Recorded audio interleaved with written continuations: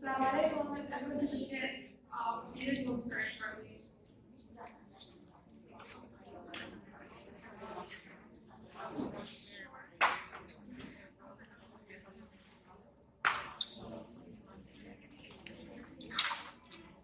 Assalamu alaikum. My name is Yusra, and I'm a team member here with Simone Healing Minds. And my name is Maysoon. I'm from American Muslims for Palestine. And inshallah, we will be your MCs for tonight. Assalamu alaikum once again. That's not loud enough, guys. Assalamu alaikum once again. Thank you all so much for coming. Welcome in. Tonight's event, without further ado, is titled Healing Hearts, and is being brought to you by Simone Healing of the Minds at Evans School, and of course, AMP, also known as American Muslims for Palestine. So before we begin, I do want to remind everyone that there is free babysitting, and it is located in the library. So if you have a small child, we do recommend that you drop them off there. If you go out this hallway and you take a right, you will see it. Okay, so with that, we are going to move forward with our event introduction. The question is, why are we here? What is the purpose of tonight? And why now? And I wanted to interact with the audience for a second. Raise your hand if you have dealt with an Islamophobic or racist experience in the last 3 months. Okay, so I'm seeing quite a few hands up. Raise your hand if you or someone you know has a family or friend who has it. That's not a lot of audience. And finally, raise your hand if you just feel like you are not mentally stable since October 7th. You just feel, you see all the hands up. Anger, sadness, frustration. I get it. Right now, no matter what your background is, we are all feeling so incredibly impacted by the genocide in Gaza and beyond. I don't want to spend too much time talking about the situation because we're pretty much up to date, but I do want to summarize some of the most recent statistics. We're looking at a minimum of 25,000 people killed, just a minimum. I think at this point it's even higher, maybe 27,000. That does not include the thousands upon thousands who are injured, who are buried in the rubble, and what the United Nations deems to be a graveyard of children. Nearly 2 million people have been internally displaced in Gaza. So there is nowhere left to go, there's nothing left, our healthcare system has collapsed, the food, fuel, and water is running out, people are dying of disease, dehydration, starvation. It is what I like to call a second Nakba. Not that the Nakba of 1948 ever ended, but this is just showing that we have surpassed the catastrophe of 1948. So if we look beyond Gaza, we know that the West Bank is also facing a record number of aggressions against them. There are raids going on.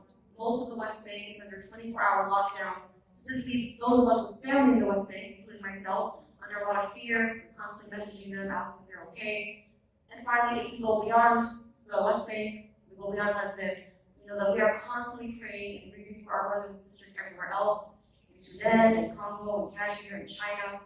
We are in a constant state of praying for them, and we'll continue to bring them justice and free oppressed people everywhere.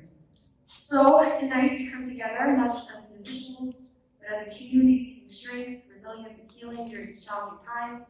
We are honored to present a distinguished lineup of speakers who will share their experiences, expertise, and prayers with us. Please make sure to give each speaker your undivided attention and help. Thank you, Maysoon, for so eloquently describing the situation in Gaza. To begin, we will start today's program with a short recitation from the Quran by Sister Khatun.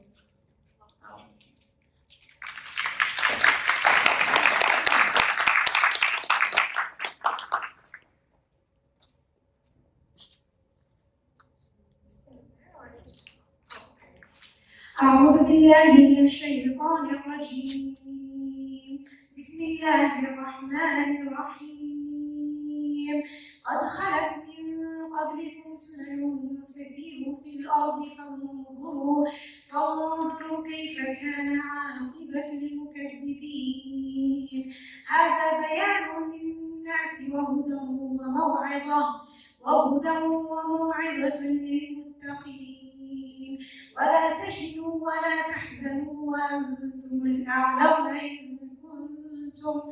إن كنتم مؤمنين إن يمسسهم قرح فقد مس القوم قرح مثله وتلك الأيام نداولها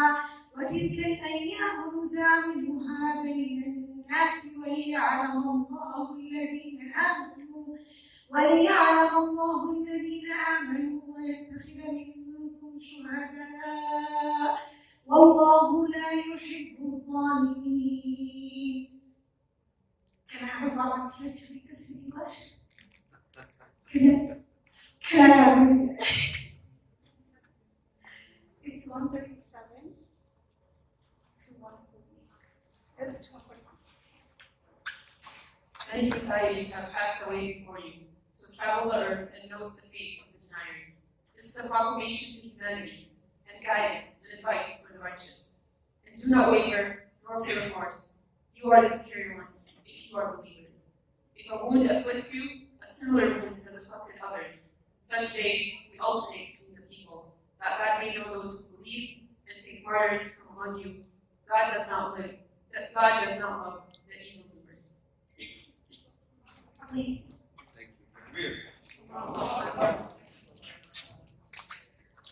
Jazakallah khair, Sister Khaltoon. These verses have given many of us hope.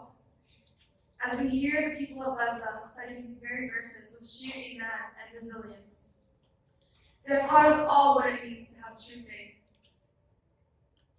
Our first speaker for the evening is Sister Rahma Sheikh.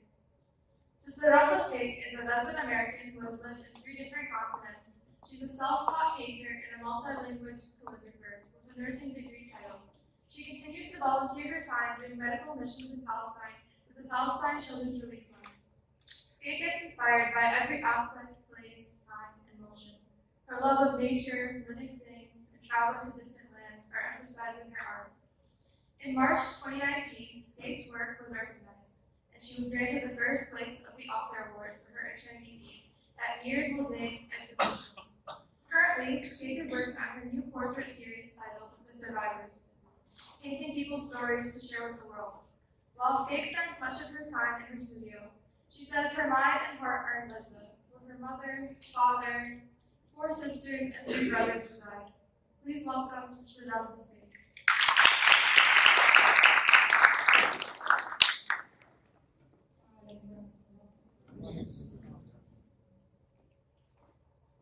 Thank you for the kind words and for the great introduction here.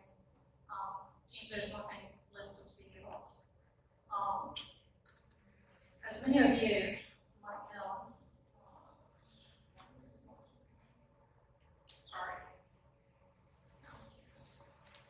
as many of you may know, that it's been heart-wrenching witnessing what's been happening in the world. It's not even enough. It's been tough enough even to function in any way possible in everyday life, without having the sadness crunches our souls every day and every minute.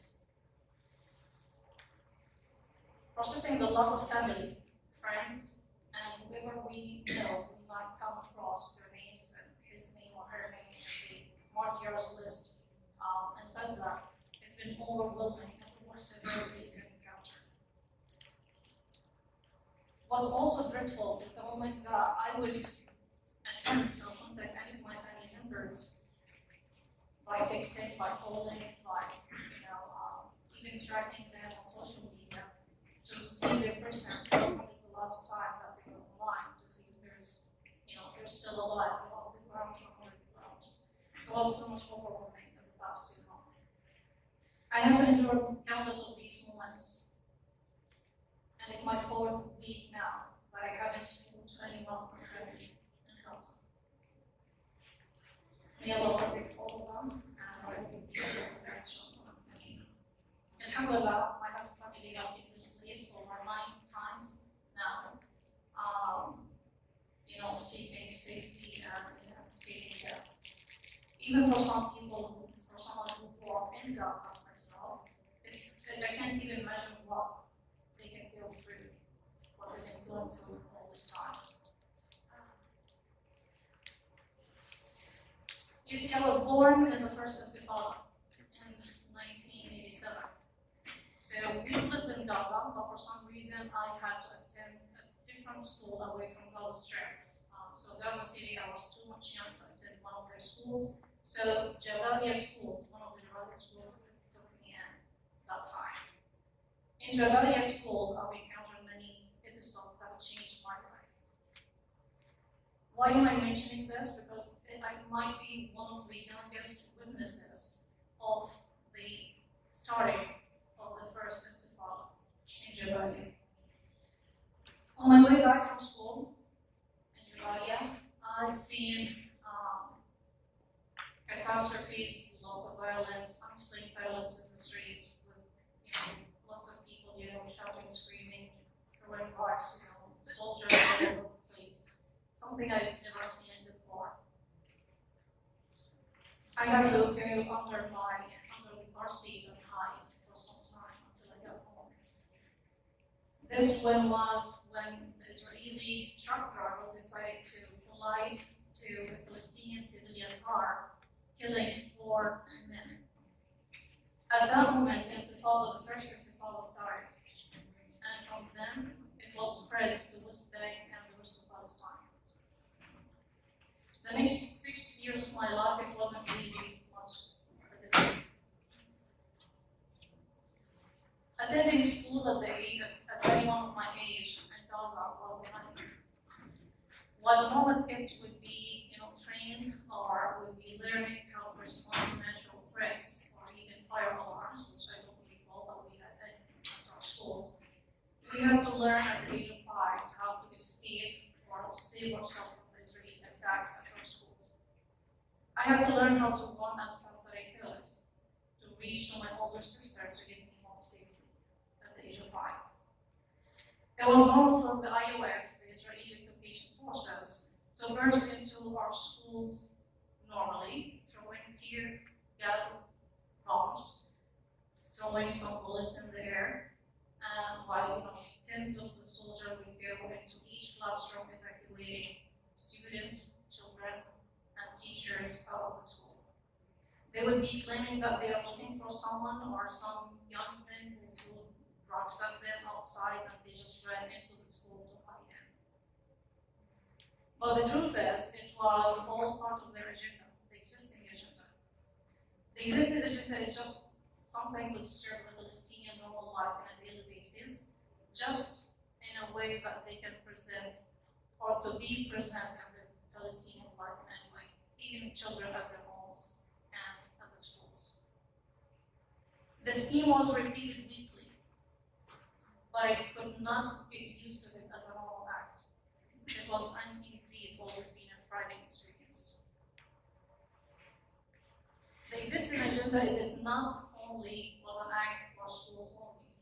So the IOF used to choose houses, any house in the middle of the day, in the middle of the night, and just go normally, bursting into the house, attacking resistance, arresting some men, and just leave.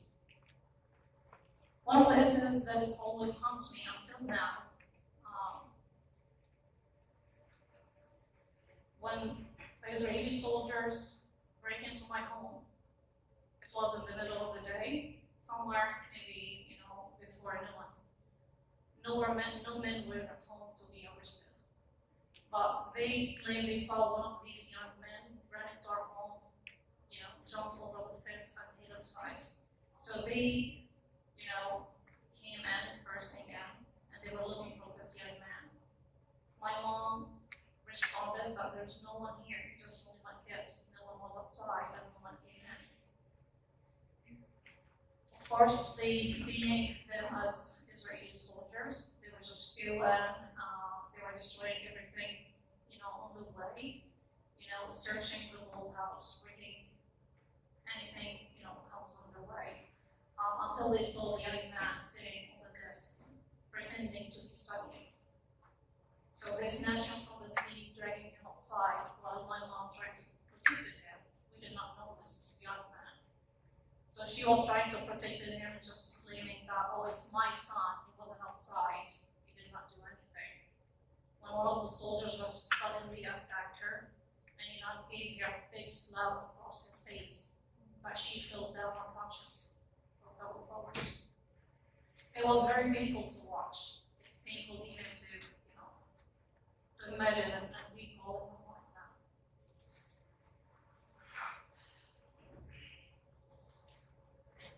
Growing up in Gaza, during in the 80s and the 90s, we did not So anything that we would know or hear about the first and second Intifada, it wasn't only by the news outlet, but it also was distributed on VCR's two tapes. I'm not sure if you're old enough to remember these tapes, but yeah, the footage of the Intifada, the hurtful and painful footage of the Intifada was, copied and distributed on these VCR tapes. It was prohibited for Palestinians to own, watch, copy, or distribute these tapes. It was a crime, some sort. But I do remember that my cousins and I were like a little mafia group who would go copy these VCR tapes on the top of the old movie tapes and just, giving them away for people to watch. I have still one of them until now, even though I can't play it because I don't have the device to play it. Many things were banned in WhatsApp at that time. Something that we would be sharing secretly, such as flags, history books, poetry books, anything that has to talk about Palestine, even jewelry that has like the flag colors on it. It's all banned in WhatsApp to be exchanged or distributed, and the list goes on. And because it was crime to have any of the above, we used to hide them by burying them under the olive trees, or even under the pigeons' hooves or pigeons' homes. I've never thought that I would be separated from my family.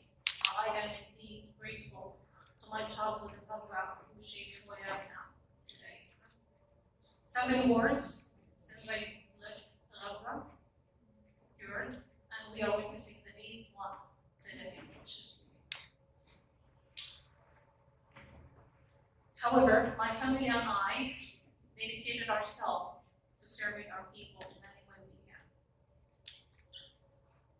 I have finished my nursing degree to help along with my husband, that we formed our little humanitarian medical group, that we traveled to Gaza every year. Alhamdulillah, we collect for the past 6 years. We collected medical supplies, vein procedure kits, carrying them to Gaza to treat hundreds of patients. Alhamdulillah.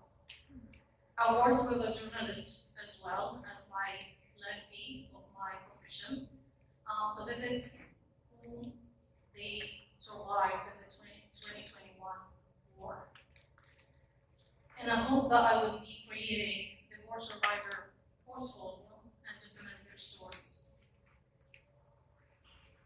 The first interview I've made, it was at this house. It was, of course, demolished, as you see, from the 2024 attack on Gaza.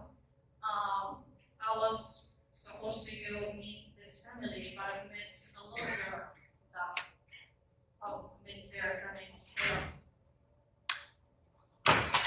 She drew my attention, and then I learned that she wasn't living with her family. She wasn't, instead living with her uncle at that house. There's one of the practices that Gaza's people do during the war, that they would exchange children. So Sarah was exchanged with her cousin, and I hope that if one family got killed all at once, one member would stay behind with an uncle or even an aunt.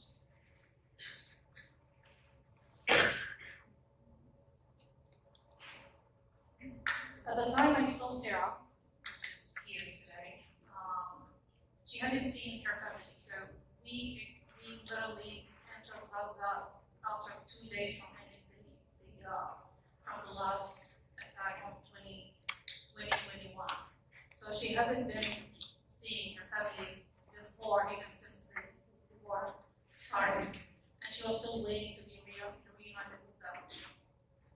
While I was painting Sarah's portrait here, which was my first survivor portrait to me, I could hear her voice repeating the words that she was saying to me, that she did not like the sun that goes down. She hated to go to sleep. She hated to shut her eyes down. She was scared of anything that would move, because at that time of the dusk, the airplanes would come and just start bombing her. when I saw her, she had the black circles around her eyes, which explained that she wasn't even sleeping day or night. She was exhausted. Sarah was excited to, when I told her that I would paint her portrait, and I promised her to give her one prints of her painting. I've tried my best since the beginning of the genocide to contact any of Sarah's family to learn if they are alive or not. I cannot. I hope I would see her again, inshallah, safely, along with her family and my family in a free Palestine. Thank you.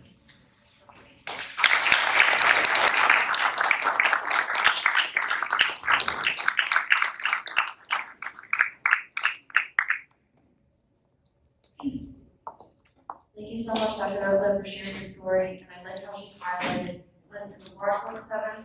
I know it's a no-brainer to all of us here, but we need to talk about the history of Resident involved so we can understand what's happening right now.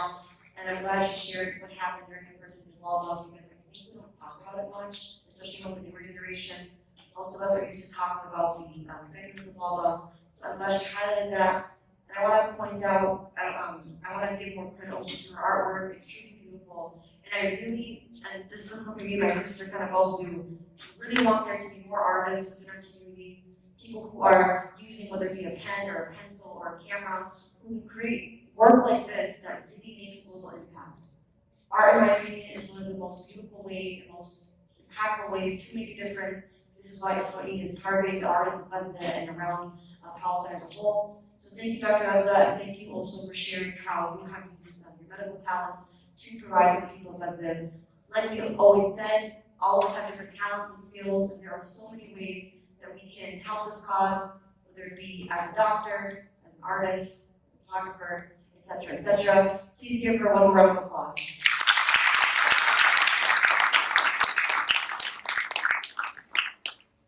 Next, I'd like to welcome Dr. Leila As-Samarai. Dr. Leila As-Samarai is a distinguished clinical psychologist with a specialization in treating trauma and adult clients. As the founder and managing director of the Luminous Mind, she brings extensive expertise in working with survivors of trauma. Dr. Leila employs a diverse range of therapeutic modalities, including existential psychology, EMDR, emotionally focused therapy, and aesthetic psychology.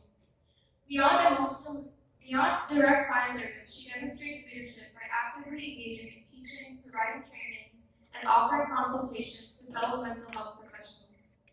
Her talk today is titled, From Guilt to Glory, Transforming Our Helplessness into Power. Let's welcome Dr. Leila.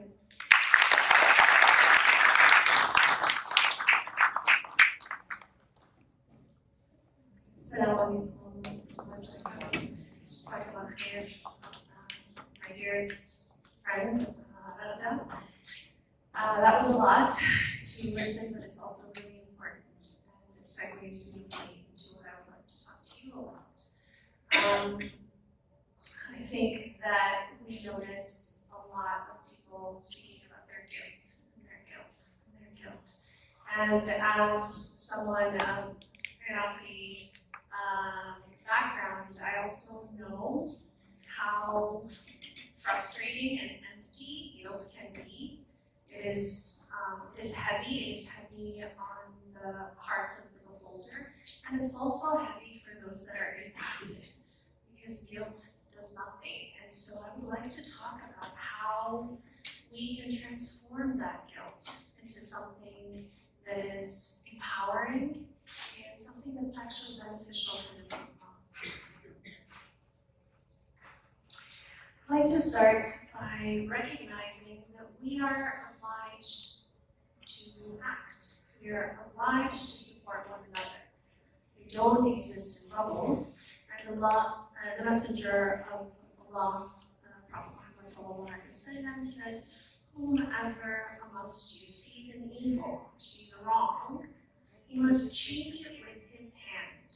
And if he is unable to do so, then with his tongue. And if he is unable to do so, then with his heart. Right? And that is the weakest of faith. Still a form of faith, but it's the weakest of this is important to talk about because we often feel helpless in being able to do anything. And so what do? Nothing. And I was really drawn to this. I actually found this on Instagram. But what can I do? Just one person said 7 million people. Right? What can I do? We have action paralysis. We sit and we scroll, or we avoid scrolling because it hurts too much to see, or we don't like politics, right? That's not good enough.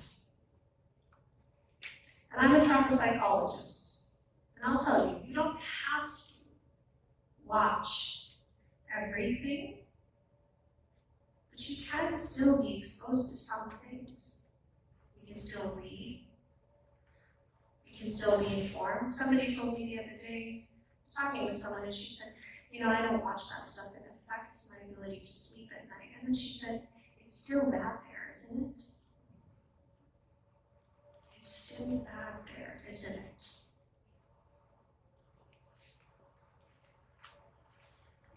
We also have this incredible idea that we wake up with superhero abilities, such that we're able to go like this and rescue us, or else anything that we do is not going to be good enough. Perfectionism is incredibly paralyzing. It causes us to do nothing at all. We enter into a left.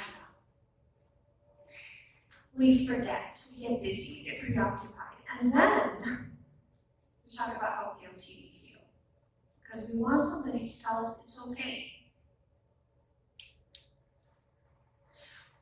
I don't care if we got a stamped, it's okay, from Rebecca's Cake herself. It's not okay. Because we have an obligation for our sake, for our humanity, to do something. We also have this individualistic idea of self-care. And I put self in quotes because it all depends on what you identify as self. Is self just me? Or can self be my family too? And if my family is part of myself, what about all of you? Are you part of my family? And are they part of our family? And if we begin to expand this understanding of self, then it's going to force us to change our understanding of when we say self-care, what that's supposed to mean. Because every time I hear self-care spoken about, it's a withdrawal. I can't do this because self-care. I won't do that because self-care. But I'm excited to hear Stella give some stuff later about self-care from a self perspective. Because self-care needs to encompass the true meaning of self. And what we know is that people step up for what matters to them. So how you are caring is showing who yourself encompasses. Another thing that people talk about is getting burned out or feeling overwhelmed. My response to that is that assess within yourself how much you are receiving and how much you are doing. A lot of times that burnout is because you're receiving too much and doing too little. And if you mobilize, that means you need to do more. Because the thing that's burning you is a powerful thing. And sometimes it's a torch. And you're supposed to pass it on. You're supposed to do something. And when you don't, it burns you. That is the nature of power. So when you have have so much of it, yet you don't take action, it burns you. And it's a different conversation. What kind of action do I take? What kind of action can I take? What kind of action, what are my issues with the actions that I'm taking? I also want to talk about overwhelmed versus overloaded. We frequently say we're overwhelmed. Overwhelm is a mindset because we believe that we should not have all these things on our minds. So I become overwhelmed because we have an idea of a utopia where life is supposed to not be hard. And so because life is not supposed to be hard, when it is, I get upset, right? Because I shouldn't be, I get stressed because I shouldn't have all these things to do. That's a troubling mindset, right? We need to think about what this dunya means to us. What does living mean to us? Is this a place of comfort or is this a place of action? And to really begin to evaluate what is overwhelming me and to fix that. Now, if you are overloaded, and some of us might be overloaded. We have too much to do. And the solution for that is to redistribute the weight. Delegate some tasks, ask for some help. But being overwhelmed, that's not the solution for that. So when you talk to someone who's overwhelmed and you say, what can I do to help? You can't. Because it's here.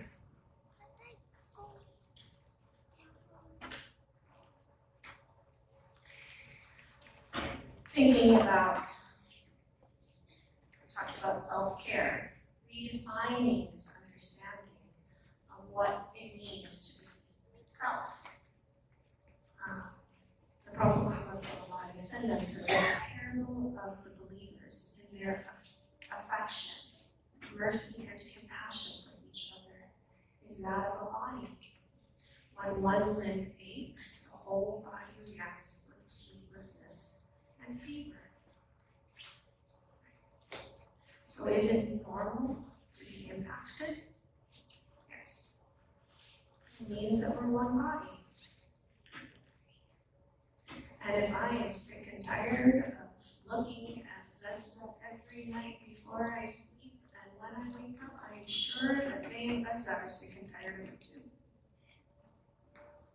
A little bit, I guess, quite a bit more. Right? And so this is what it means to be one body. What it means to exist as one. It's the beauty of community, of our community, of all communities. And we are in a state, a very tragic state. All of us are hurting. Different degrees. Of course, the site of the injury, of course, the arm aches more when the hand is hurt. But the shoulders also hurt. And I do want to talk about this verse because I think that we don't talk about it enough. Allah subhanahu wa ta'ala says, and then later it says, Allah does not charge a soul, okay, with that within its capacity. It can have what it has gained, and it will wear what it has earned. And then it says, our Lord, do not impose blame upon us. If we have forgotten or erred, our Lord, and lay not upon us a burden, like that which you have laid upon those before us, our Lord, and burden us not with that which we have no ability to bear. The reason I bring this up because some people say to me, this wouldn't happen to the people unless if God didn't know that they had the ability to carry this. I disagree. And I use this verse, these verses, as testimony to that. We ask Allah, please don't burden us. Don't burden us with more than we can handle, because sometimes we are burdened with more than we can handle. What we are seeing is more than what can be handled. This is more. But Allah will not charge a soul, because only Allah knows what we can handle. So we do our best, but we have to trust that we're not going to be charged, not going to be held accountable for more than what we can handle. There's so much mercy in these verses. But there's also something for us, the beholders of this guilt. The charge. Allah knows what we're capable of. What will we be charged with? We have a responsibility. Are we doing everything that we need to do? Even if others say that it's okay and they make me feel better about my guilt. I know that I won't be charged except what I can handle. So this is a test for them, but it's also a test for us.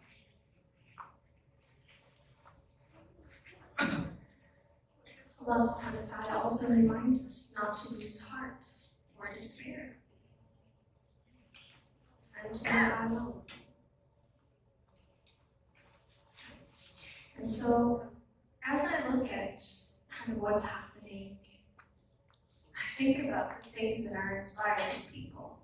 And I see a lot of people really excited by the increased advocacy and the increased attention and positive attention to our communities, and that's a good thing. But I also see some things that make me think, do our people know that Antum al-A'lam, you have the upper hand if you believe? Do our people know what they come from? Do our people know? I see people celebrating people reading the Quran, and that's lovely, but then saying to them, you explain things to me in a way that I didn't know. I'm like, what? Suddenly we're taking our deen from TikTok. We're forgetting, we're thanking people so much for seeing what they should have seen a long time ago. It's a good thing that they see it, alhamdulillah. But that's not what we need to be focused on. We're missing the mark. Yes, I'm glad you see it. Now come on and join us in helping fight this oppression is what we should be saying. Not, oh my goodness, thank you so much. I'm so excited, how wonderful. We need to think about it. We need to think about the privilege. And really the colonization that's happened and happening to us. As we forget what matters the most.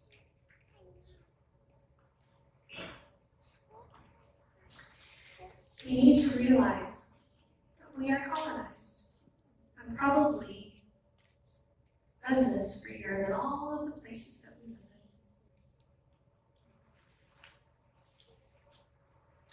in. We are disempowered. We think 10 million times before speaking up. We fight each other. We blame each other.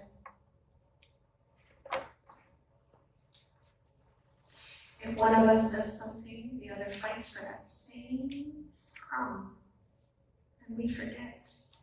We don't have to fight for the crumb. We can have the whole pie. We don't have to fight each other. We're stronger together. We're still one body, but we become autoimmune. We fight itself. The body that fights itself. Nothing is weaker.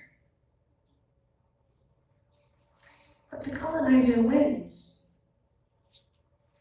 Because they don't have to fight us, we fight ourselves. That's tragic. And if you look at what's happening right now, one of the reasons why we haven't had a ceasefire until now is because the region is consumed with the disease of colonization. It's wrong. So what happens to us? We need to be really careful. And I want to talk about anti-fragility. A client of mine told me about anti-fragility. I didn't know about it. But this is a concept by actually a statistician named Nassim Taleb. He wrote a book called Anti-Fragility. And this concept is so incredibly powerful. And if Gaza had any other name, or Palestine had any other name, it would be anti-fragility. Because this is what's cool about it. When you challenge a system, a country, a person, you challenge it and it breaks. It's fragile. And a lot of people think that resilience is the opposite of anti-fragility. Resilience is about when you are challenged, you stay as you are. That's not the strongest thing. The strongest thing is increasing in capacity to thrive as a result of stress. It's what we see in Gaza. Those tunnels, that's anti-fragility. The people that invent things from nothing, that's anti-fragility. Our body, our immune system, is an anti-fragile system. Right? Thinking about new ways to get around. Viruses are anti-fragile. The COVID virus is still around today. That's because it's very anti-fragile. We need to be like the COVID virus. We change ourselves. Every time we're attacked in some way, we change ourselves. Right? This is Palestine. They're anti-fragile. Fragility is tested through time. Fragile things crumble over time. 1948 until now is a long time. We're talking about an anti-fragile system. We need to think about our own anti-fragility too. Especially as we boycott products and boycott establishments. It's one thing to boycott, but at what point do we make our own? That's anti-fragility. Saying, we've identified a need. We're going to step into that. We're going to take away this vulnerability that we have. So we need to learn. We need to learn. We have lots of work to do. We don't have time for guilt. And another thing, I saw something the other day that said, I was thinking about saying to God, how could you let this happen? But then I realized that God would ask me the same question. See, God doesn't need us. We need each other. But we need God. But God doesn't need us. We're not doing a favor by having faith. Faith doesn't need us. We need faith. Whoever among you abandons their faith, Allah will replace them with others who love Him and are loved by Him. And so, thinking about our compass, thinking about where our qibla is,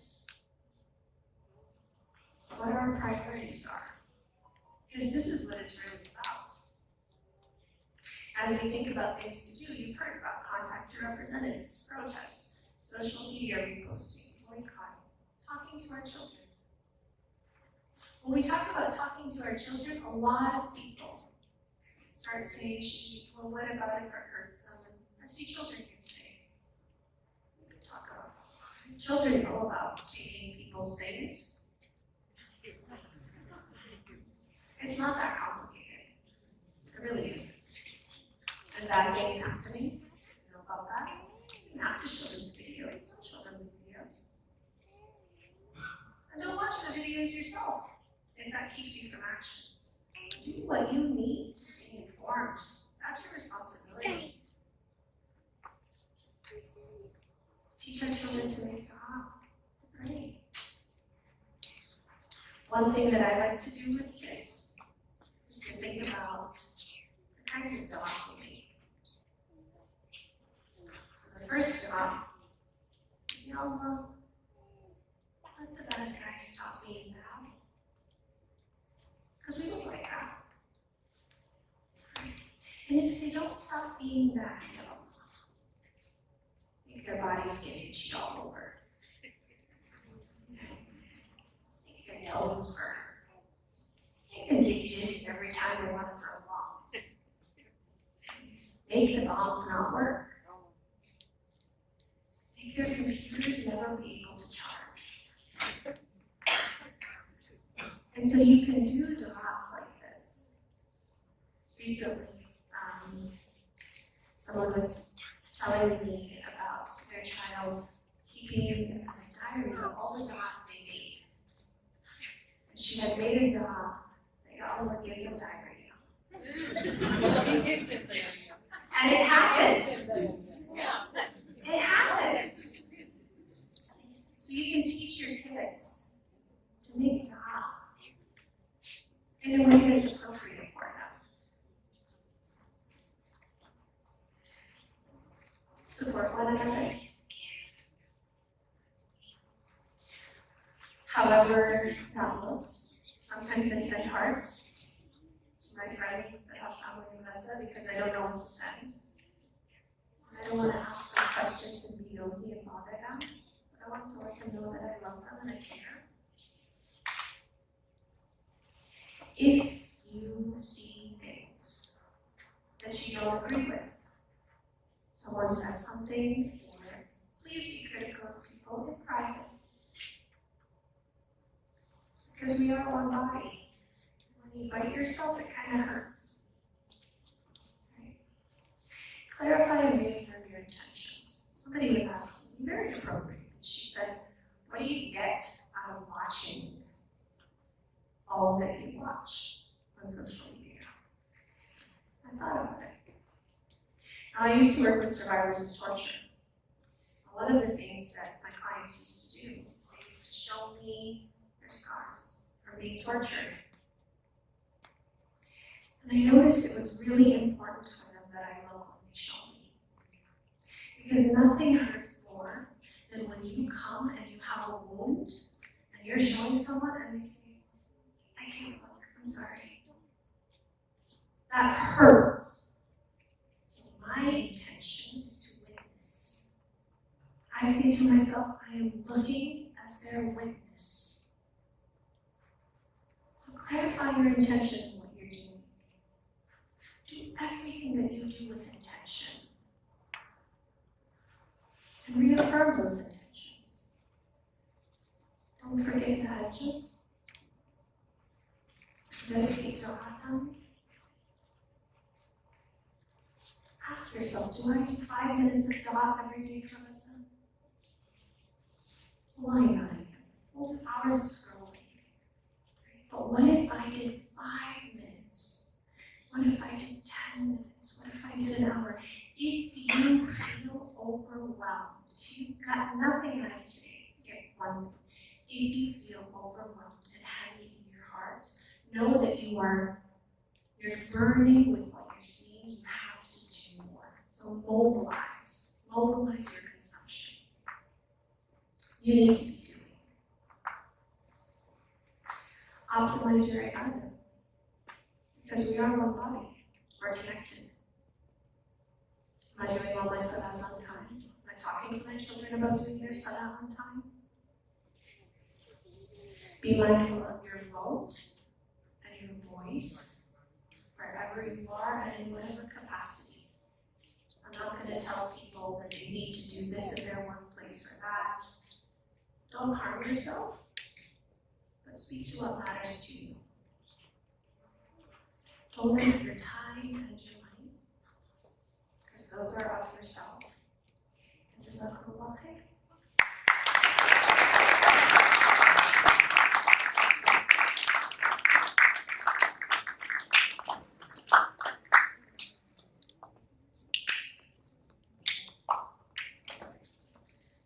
such a beautiful presentation. Thank you again, Dr. Leda.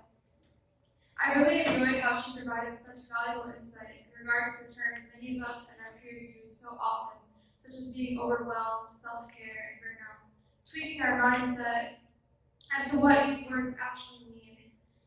And these will take us far in times like these. Rather than dwelling on our feelings of helplessness, this approach can empower us to make a tangible impact on the lives of those in present and beyond.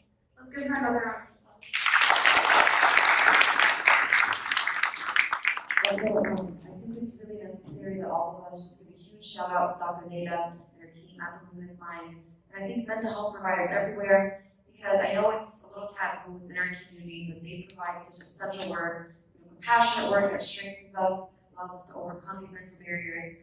And I just want to say to all mental health providers everywhere, thank you so much. It's not just physical health, we also need to work on ourselves mentally, and especially right now, given the rise of mental illnesses and the rise of these emotional blocks that we're having. So again, thank you so much, Dr. Leda.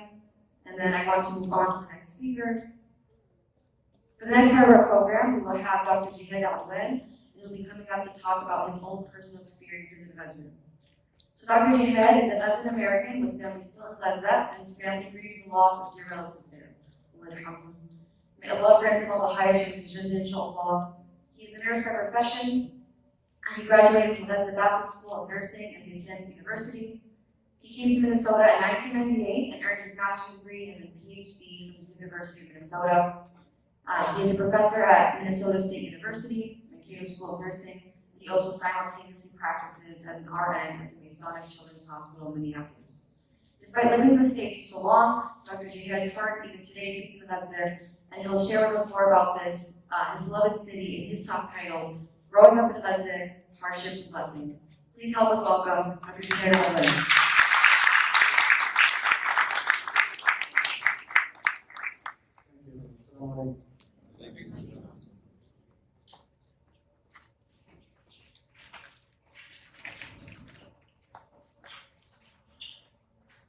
I always like to speak off the top of my head, but I kept a few notes here, so I won't be just reading.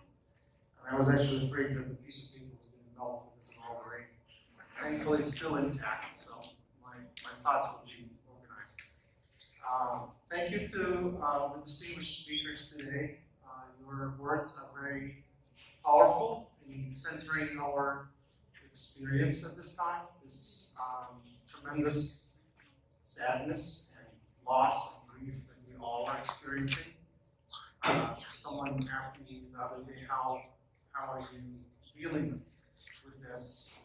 And all I could think about was, it's not a personal thing. This is national trauma, national grief.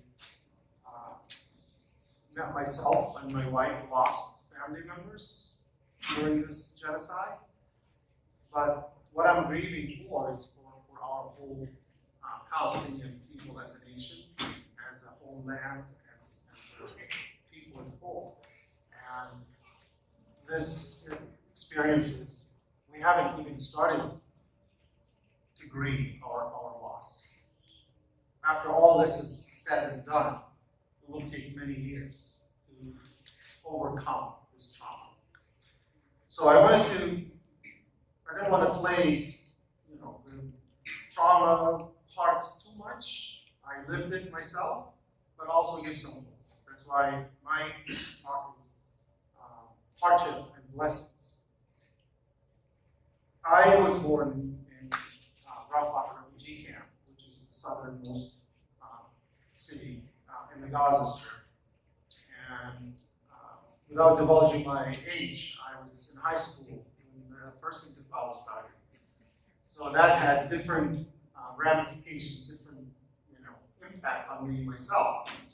And being born as a refugee in the Gaza Strip, your life is not normal. Your daily experiences are not what any average person around the world, no matter where they are not the same. You don't get educated the same way. You don't get healthcare the same way. You don't move between different parts of your home country the same way. There's always an obstacle. There's always an obstruction. And that is the Zionist occupation of the land of Palestine. When I was growing up, I started understanding what this whole occupation thing means. My parents told me all their stories many times. Those were, there was no Facebook or TikTok or anything where you waste your time on. But you sat there with your parents, with your grandparents, with uncles, and everybody had a story to tell. And everybody told you the same stories over and over. And you learned everything about a lost homeland, a stolen homeland, and a distorted national identity, something that they tried so much to take that away. And in my part about the blessing, I'll talk about how that is reflected in a more positive way these days. After in high school, I was detained while I was inside the school. Talk about storming into schools and grabbing whoever they can grab. We were put in detention. Just 17, 16-year-olds, 17-year-olds who were doing nothing. And then a few years later, when I finished high school, the first Intifada started, so I wasn't able to get the education I wanted.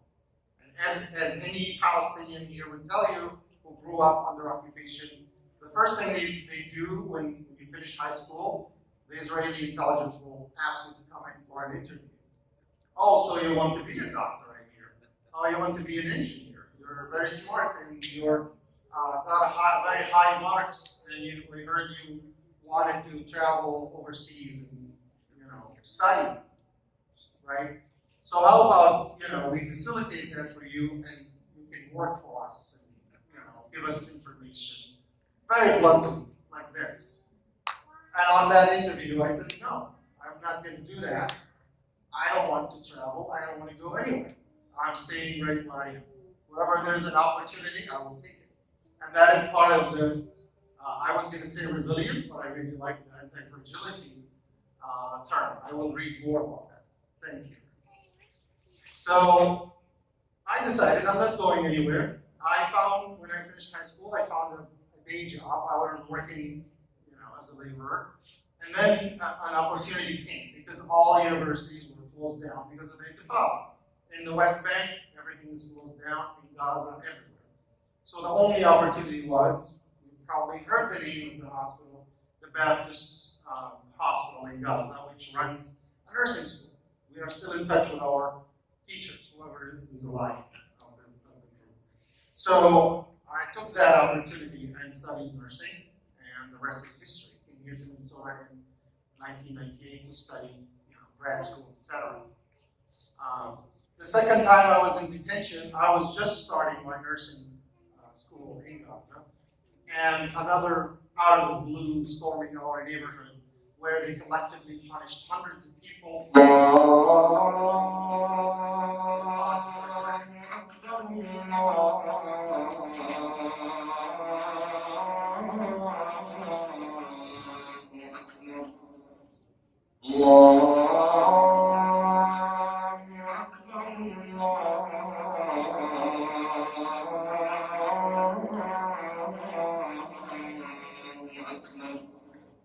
أشهد أن لا إله إلا الله أشهد أن لا إله إلا الله أشهد أن محمدا رسول الله أشهد أن محمدا رسول الله حي على الصلاة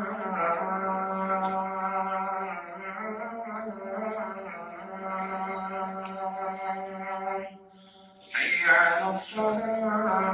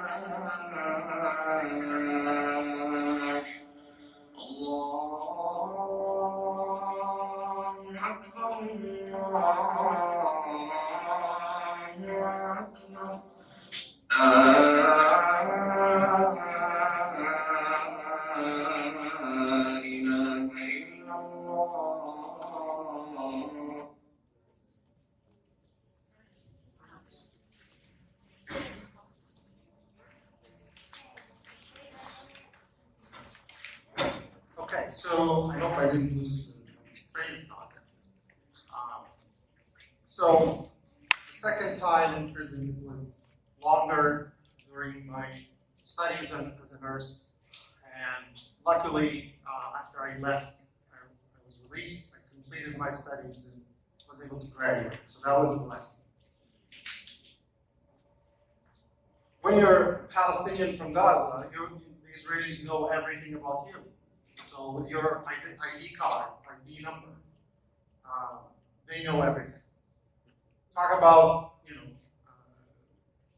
apartheid, racism.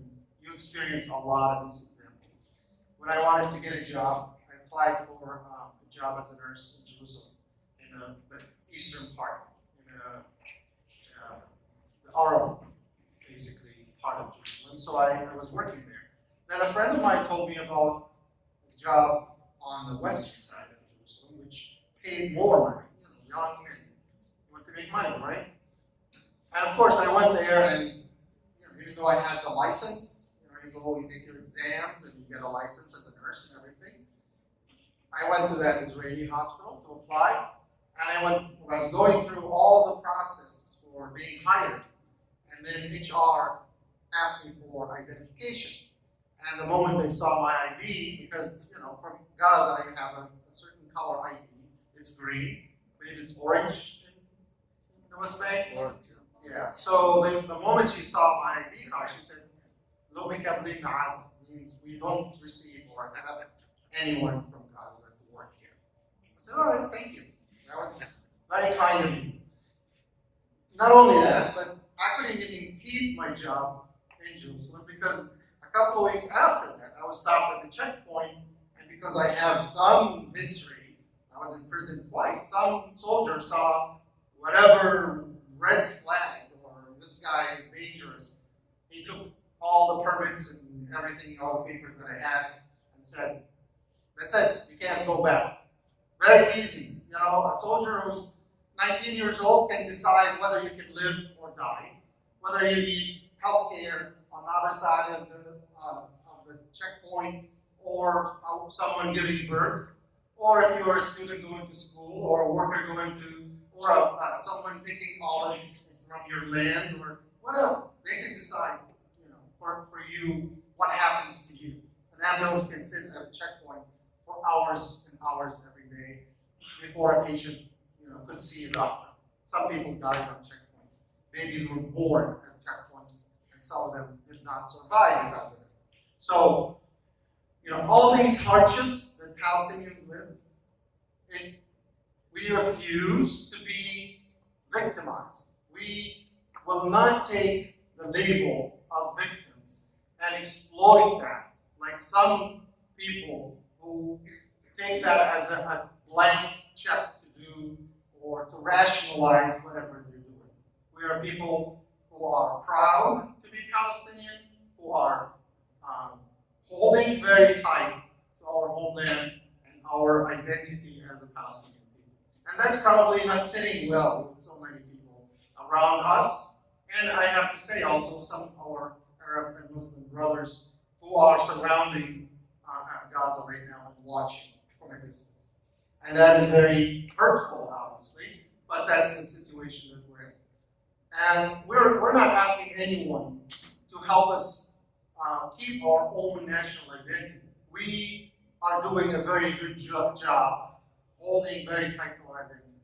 We are finding ways, many creative ways to survive, and going back to basics. I've seen so many things that the Palestinian people in Gaza are hosting complete strangers in their homes, in their property, where they can stay and have shelter and have somewhere safe to stay. Even though it's not enough, but the best they can do. Okay. There are so many examples, shining examples of resilience, strength among the Palestinian people that some people may not know about. Until recently, obviously, all education systems have collapsed, no schools, etc. But the literacy rate in Gaza among all school-aged children is one of the highest among all Arab and Islamic and even the world countries. It reaches almost to 98% among all school-age children. That is an unbelievable emphasis on education for all children, male and female. Okay.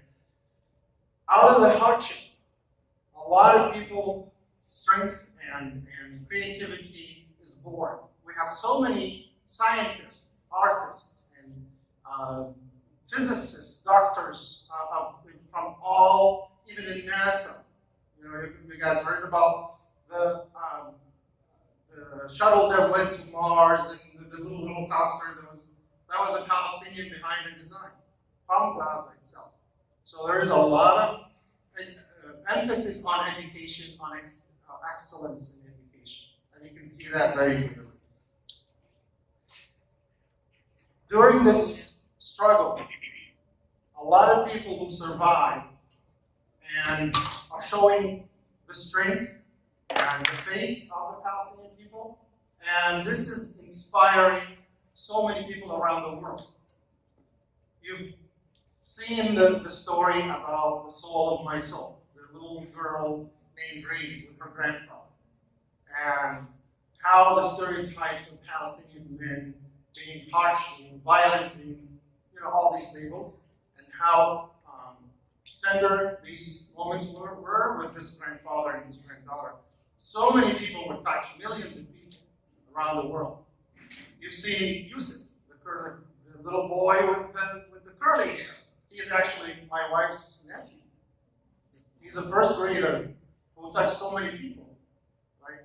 And so many people right now are just wondering, but by seeing these images, seeing these videos of how the Palestinians are adapting, how they are overcoming these hardships and learning from them and wondering what kind of strength do these people have, and learning a lot about our faith. And many people are starting to read the Quran, and they are even embracing Islam because of this. So many people in the West don't understand how someone who has lost all his family is just saying Alhamdulillah. And this is incredible for them. They're not being mad at God. They're not being losing faith or anything. They're even strengthening their faith. And people are learning from them day in and day out at this conference.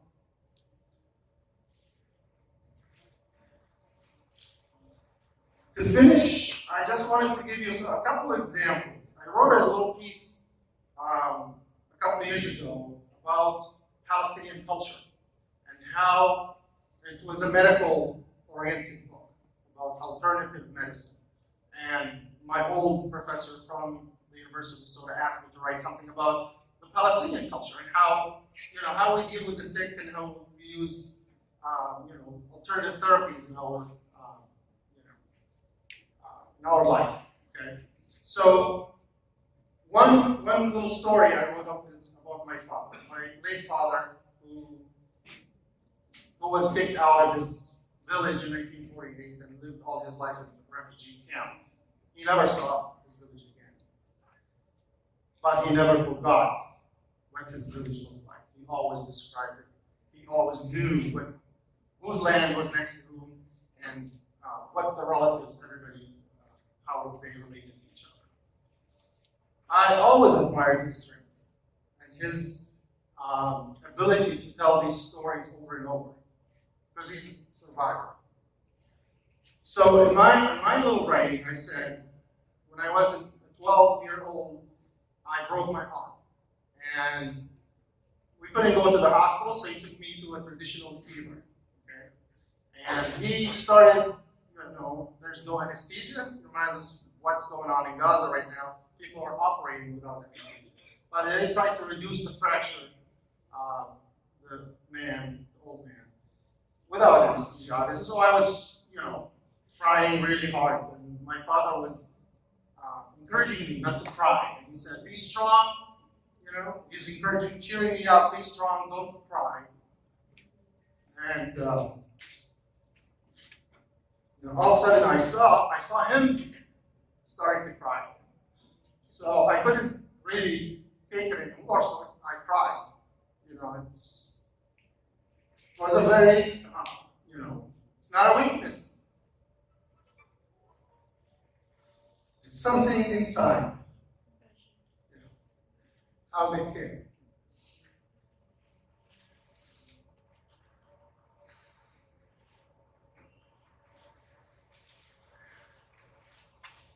The last thing I wanted to say was my grandfather, he was a farmer. And to me, he was a genius farmer. He told me about a tree that he planted. And those trees, you start with an almond tree, especially almond that's not sweet almond. If anybody is interested in cultivating that experience.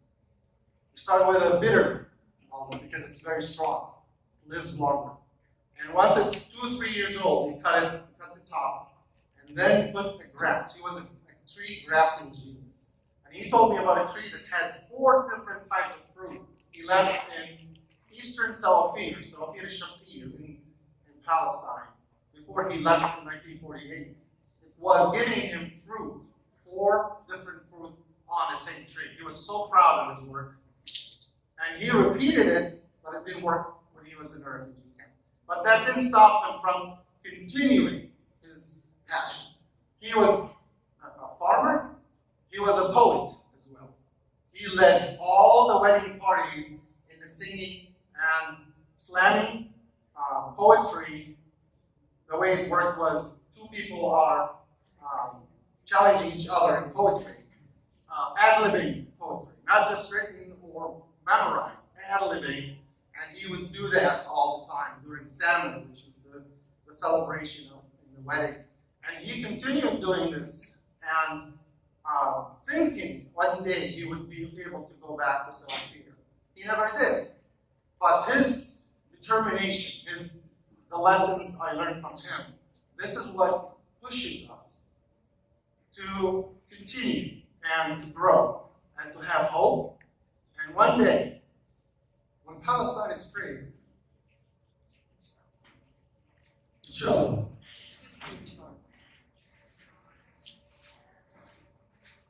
we'll go back.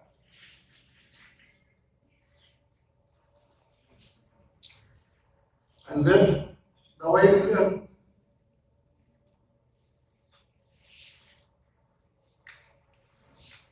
Finally, I want to say, the last thing I want to say.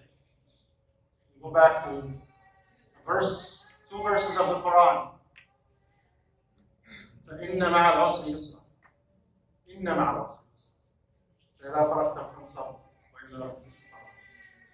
Thank you very much.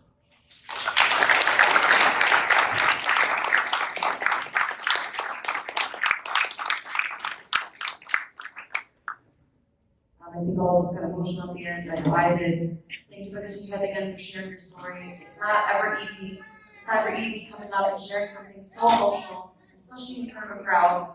Brother Jihad has continued to remind us of the bravery of Gaza, the bravery of the Palestinians, and it's something that even though I am a Palestinian American, I strive to have a fraction of the bravery the people of Gaza have. And I also want to highlight that, like you said, there is so much tragedy going on, and there's so much more that we're seeing on Instagram, TikTok, on Twitter, and I get that it's bogging us down. But despite all that, we are still seeing little fragments or examples of hope. And he mentioned, for example, the grandfather that lost his granddaughter. He said that she's the soul of my soul. And smiling to the people of Gaza, they continue to thank God, they continue to find little ways to be happy. The other day, for example, I saw a wedding that was happening in Gaza. It was really chaotic and crazy. And sometimes I think, like Brother Jihad said, that the people of Gaza, they're not wounded animals, they're not animals in a zoo that we can just videotape and just feel sad for and cry for. They're also people who have had their histories. They had a life before blockade, they had a life obviously before the next of the Palestinians. So I want us to remember that.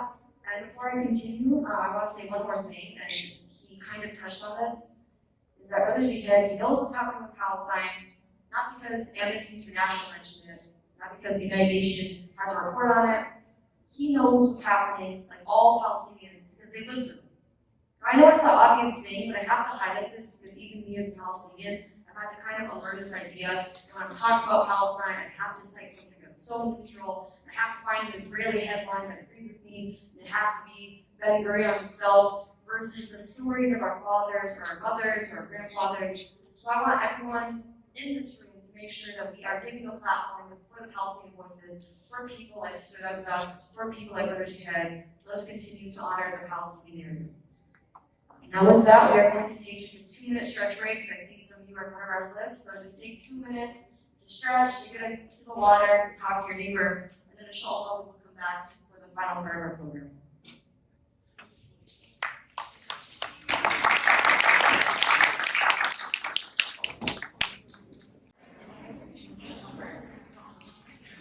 Okay, welcome back everyone. Inshallah, you all enjoyed this very short break.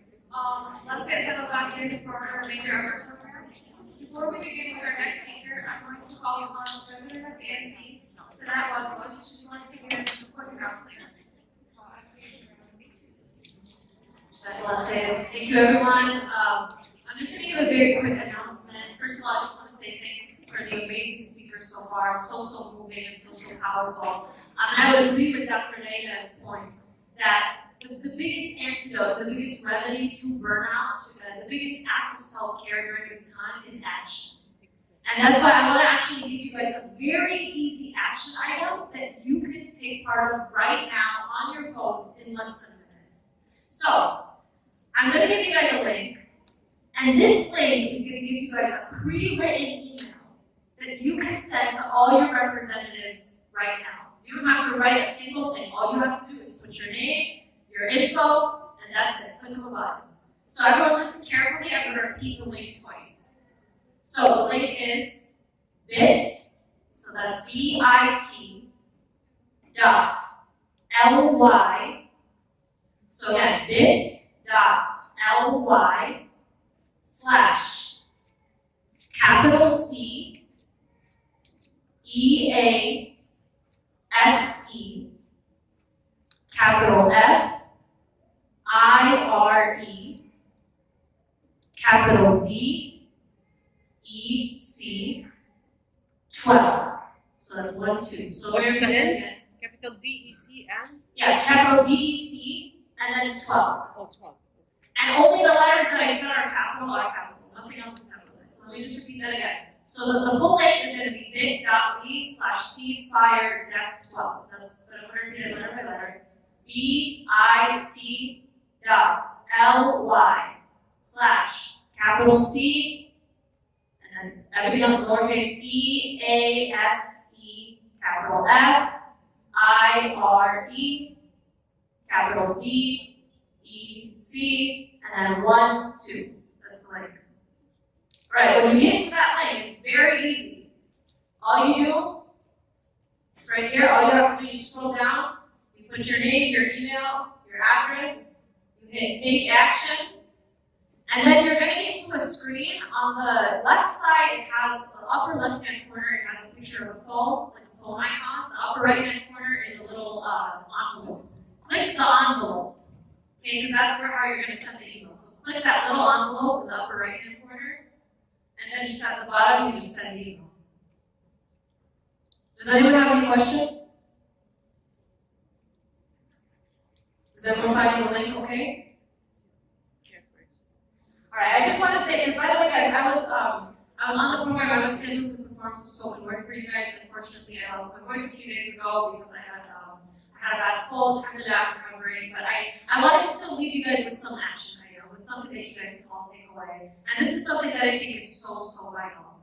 I want you guys to hear something that I learned from our DC staff, our advocacy director over in DC for American Muslims for Palestine, Ayazia. She actually said that, she's been talking to representatives on Capitol Hill, to their staff, and they've been saying they're getting 200 to 400 phone calls and emails every day from the anti-Zionist community. Do you want to know how many phone calls they're getting from Zionists? 5 to 6. So we are massively outnumbering them, and we have to keep going because we've actually been hearing in the last 2 weeks that they're starting to catch up to us. So let's not let them catch up. Let's continue to outnumber them. Let's send these emails every single day. So if you guys can send that email, and then I want you all to save that link so that every single day, if you work 8 hours a day, you work 9 hours, you work 10 hours, on your quick 5-minute break, send an email. It takes 10 seconds. Look, I just sent mine right now. I just sent an email, Senator Smith, Senator Klobuchar, Kamala Harris, and President Biden. I just hit take action, and boom, just sent 4 emails. So let's keep doing that. Let's keep the action going. And this is the way, inshallah, we can liberate Palestine and also liberate ourselves from all of the burden that we're feeling. So jazakallah khair.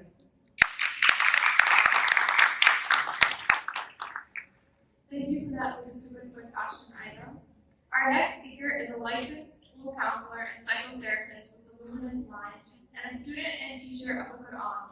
She specializes in utilizing Islamic psychology and spirituality for holistic well-being. She's also the founder of Hikmah Academy and author of Intentionally Rising, Lifestyle Design for the Conscious Muslim. As a teacher of Tafsir, she focuses on intentional Islamic living and spiritual growth, emphasizing Quranic meaning. Let's welcome Ustadha Khatun Karam.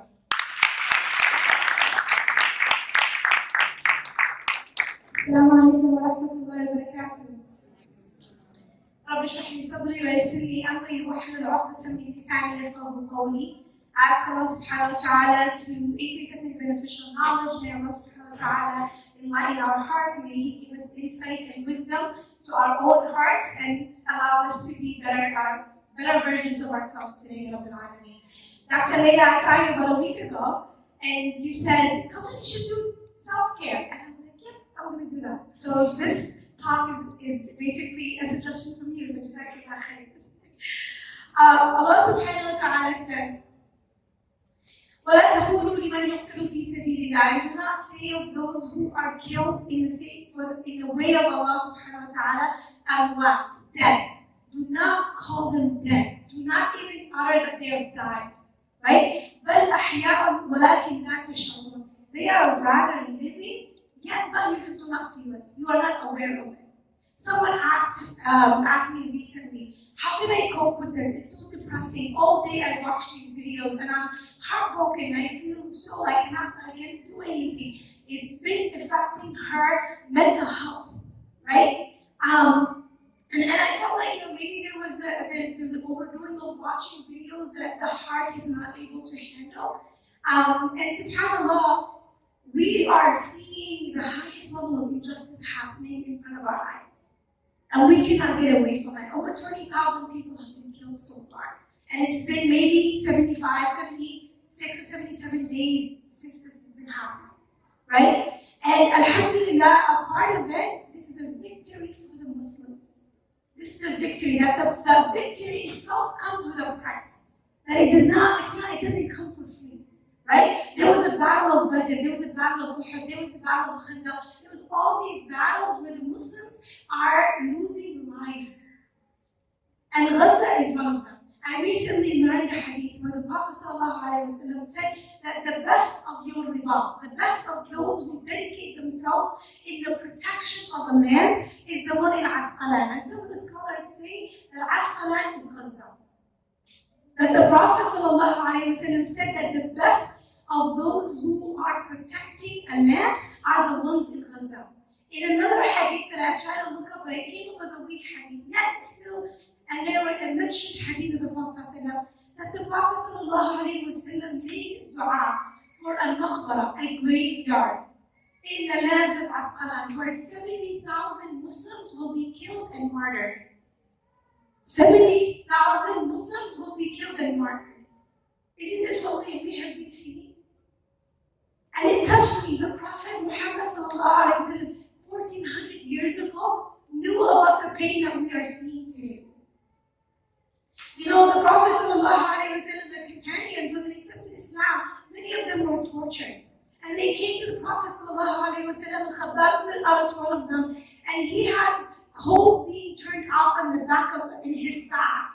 He comes to the Prophet ﷺ and he says, do you not ask Allah to stop this? Do you not make dua for us? They were like asking the Prophet, they were frustrated. hate for people to feel frustrated. So they say this to the Prophet, and the Prophet says, you know, there used to come people before you where their skin used to be peeled off their bodies. The highest level of torture. And Allah subhanahu wa ta'ala tells us about some of these people. Then Allah subhanahu wa ta'ala says, وَلَنَبْلُوَنَّكُمْ, we will definitely and for surely test you. وَلَنَبْلُوَنَّكُمْ بِشَيْءٍ مِنَ الْخَوْفِ, with some fear, وَالْجُوعِ, and some hunger. وَنَقْصٍ مِنَ الْأَمْوَالِ, and like having less money, experiencing poverty, experiencing debt, right? وَالْأَنفُسِ, and experiencing the loss of lives, human beings dying. وَالثَّمَرَاتِ, and food. And then what should we do? Allah subhanahu wa ta'ala says, He talks about difficult experiences, and then He said, بَشِّرِ الصَّابِرِينَ, give glad tidings to those who are patient. Now in our community we have this idea that patience means I sit and I do nothing. Yet patience means that I do the right thing. That I do the right thing, that I take action. That list that we have been seeing of things to do, that's a person who's properly being patient. They don't just sit and do nothing. No, they are taking action and waiting for Allah subhanahu wa ta'ala to show His decree. The next ayah, Allah subhanahu wa ta'ala says, He describes that those who, when they are afflicted, they say, to Allah we belong and to Him we will return. And here is an Islamic mindset. An Islamic mindset for how do I care for myself is knowing that I came from Allah and I'm going back to Allah. That I and all human beings in this world they're not going to live forever. And now what's happening to our brothers and sisters in Palestine, yes, it is an injustice, but they're being rewarded for it. You know, Umar al-Khattab radiallahu anhu, after the Battle of Badr, he had a conversation with Abu Jahl, and Abu Jahl said, not Badr, Uhud. He said, you have lost so many lives. And he said, Laysu sawa, they are not the same. Our dead ones are in Jannah. And this is a victory. The fact that today humanity has been standing up for the people of Gaza, and people are questioning, people are realizing that colonization is still happening, this is a victory. And I pray that Brother Jihad and Sister Raghat, you go back to the free Gaza. And that we all experience being your guests, inshallah. The Prophet ﷺ has seen so much. Somebody said to me one time, how are you able to do this counseling work? It's too much. I can't handle hearing the issues of people, the problems and the traumatic experiences that people have. And the Prophet ﷺ, he has, you know, Allah subhanahu wa ta'ala sent him as a guide for us. He has seen everything. He has looked at hellfire. He has looked at people being punished in the hellfire. And he said to the companions, if you have seen what I have seen, you would laugh less and you would cry more. His hair turned white. He says, شَيَّبَتْنِي هُودٌ وَأَخَوَاتُهَا. The Surah Hud and its sisters, a few other surahs in the Quran that speak about the reality of the Akhirah, they have turned my hair gray. Yet the Prophet ﷺ, you guys, laughed, joked. He went to the market and he hugged his friend, his companion, and he hugged him from the back, playing with him. And says, who will buy this away from me? He would, Aisha radiallahu anha wants to see the caravan, he picks her up and he lets her see it. He says, Aisha, race with me. This is the spirit of the Prophet. He's seen everything, yet he's able to have a balance. How come? How come he's able to do that? Now this is what our deen teaches us, balance. And one of the most important things in our self-care, Allah subhanahu wa ta'ala says, Kuntum ummatan wasata. You are an ummah of wasat. Everything we do must be balanced. Right? And we'll say a little bit more about that later. One of the gifts Allah subhanahu wa ta'ala, now self-care, what's interesting is that social work departments and mental health work has started to, it picked up. Guess when it picked up? In about 2016 when Trump was becoming the president. where more people started to speak about self-care, right? And subhanAllah, it was something that originated in the social work field, because people who work in this field where they're working with other human beings, they experience more burnout. They experience this like fatigue, right? But then our beloved Prophet ﷺ has seen it all, and he has modeled for us a way of living, right? That if we live it, if we go by it, we have well-being. It does not mean that we will be protected from physical and mental health. Both are illnesses that it will afflict us as human beings, and just like the ayah that I was sharing, it's one of those calamities and trials that Allah subhanahu wa ta'ala has determined for human beings. We will be afflicted with something, right? But I can still have well-being. I can still smile. I can still have this acceptance. Yes, it hurts. Yes, I will need a hug from my husband and my best friend. Yes, I will need to cry about it for some days.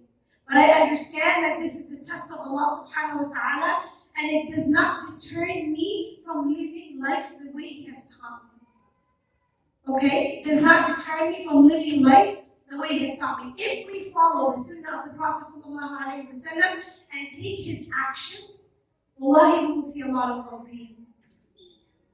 Now, when it comes to taking care of myself, Allah subhanahu wa ta'ala says, "Qu anfusakum." Qu means protect yourself from a fire. Protect your Qu anfusakum. Allah subhanahu wa ta'ala starts with our nafs, with ourselves, Qu anfusakum wa ahlikum nar, and your families. Right? So Dr. Lady mentioned, like, is this my family? Yes, we're all humanity is our family, but our family, my husband, my children, those are the people that I'll be also asked about. It's a responsibility for me as a wife, as a mother, and then as a neighbor, and then as a friend, and then as a community member, and then as somebody working in whatever field you're in. Right? You'll be asked about those responsibilities. And Allah subhanahu wa ta'ala says, now protect yourself. And protect the people you love, your family, from the fire. And we know as Muslims that yes, we want to Jannah, but hellfire is real. Right? And I may not be, if we read the Quran, we'll see how real it is. Allah subhanahu wa ta'ala discusses it. He never mentions Jannah without mentioning the hellfire. May Allah subhanahu wa ta'ala protect us from that. As a human being, how has Allah subhanahu wa ta'ala created me? If I want to take care of myself, I wanted to share with you Dr. Abdullah Rahman, one of my teachers in Islamic psychology. I just recently completed a diploma program in Cambridge Muslim College, and Dr. Abdullah Rahman was the founder and one of the teachers. And he has this model of the soul. So the soul, the human being, we're made up of 4 things. One of them is ruh, the body, the qalb, and the aql. Those 4 things. This is what we are made of, right? Now, if I want to take care of myself, Allah subhanahu wa ta'ala has put in place something for us to take care of each part of our existence. Like the things that I'm made up of. Our soul, I was thinking earlier, is so old. Allah subhanahu wa ta'ala in the Quran, He says, they ask you about the ruh, tell them they have no knowledge except for very little. So what we know about the ruh is what the Prophet has told us, what Allah subhanahu wa ta'ala has told us. And one of those things is that when Allah subhanahu wa ta'ala created Adam alayhi salam, He took out from the back of Adam all of humanity as the soul. Like He took it all out and He allowed us to witness Him. And He said to us, Alastu bi rabbikum. This is in the Quran. And then what did we say back to Allah? Na'am. Bala. We said Bala, actually, not Na'am. We said Bala. Rather, yes, you are our Rabb. So our soul, the soul that we all have, is so old, it has witnessed Allah subhanahu wa ta'ala, it knows the truth, and it has the print of it has the DNA of the fitrah. So when we see human beings being killed or wrong things happening, it hurts our soul. And the words that I usually like to use somehow, I don't know, it's something I made up, is feeling light or feeling heavy. Right? When we constantly see things that are not right, or we are immersed in a lifestyle that that is not aligned with the way Allah subhanahu wa ta'ala created us, there's a heaviness that we carry. That soul is the soul that Allah subhanahu wa ta'ala gives to two angels that bring it to the womb of your mother when she was pregnant with you.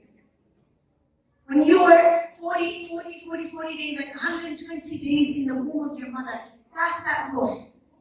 And that's the same ruh that when it's time for us to die, it exits our body and I'm no longer living. What happens to that soul? Does it go nowhere? No, it goes up to Allah subhanahu wa ta'ala. And then Allah subhanahu wa ta'ala then determines whether it goes into Jannah and Hellfire. And what matters, like what is in Surah Al-Mutaffifin, Allah subhanahu wa ta'ala mentions the book. The book that has been like all the good deeds and all the bad deeds we've been doing, that book is accompanying the ruh. And so it goes down to earth or it stays in an Where do you want your ruh to be? To me, I imagine my ruh to be like, I can make the choices to imprison it in a place that it doesn't want, or set it free and allow it to go to Jannah. Right? Our ruh benefits from what? What benefits it? It came from Allah. Nothing will satisfy it except that which has come from Allah. Dua, dhikr, salah, connection to Allah subhanahu wa ta'ala. Being in nature. I had a client that once said to me, and it made me so happy, because it was the first time I heard from her a strength, it's something that she was doing that was a strength based. She said she loves to go to Lake Minnehaha because it reminds her of how little her problems are and how magnificent Allah subhanahu wa ta'ala is. Being connected in nature makes you realize who you are and who Allah subhanahu wa ta'ala is. So what are we doing to take care of our ruh? If we Google today self-care, what comes up is me going to a massage, and I love going to massages, okay? But is this really what self-care is in our deen? The most important thing is buy your freedom from the hellfire. And how do you buy it? ألا إن سلعة الله غالية ألا إن سلعة الله الجنة. That the merchandise of Allah subhanahu wa ta'ala is expensive. And the merchandise of Allah is a Jannah. Jannah. That when we enter it, angels will welcome us and be happy to see us.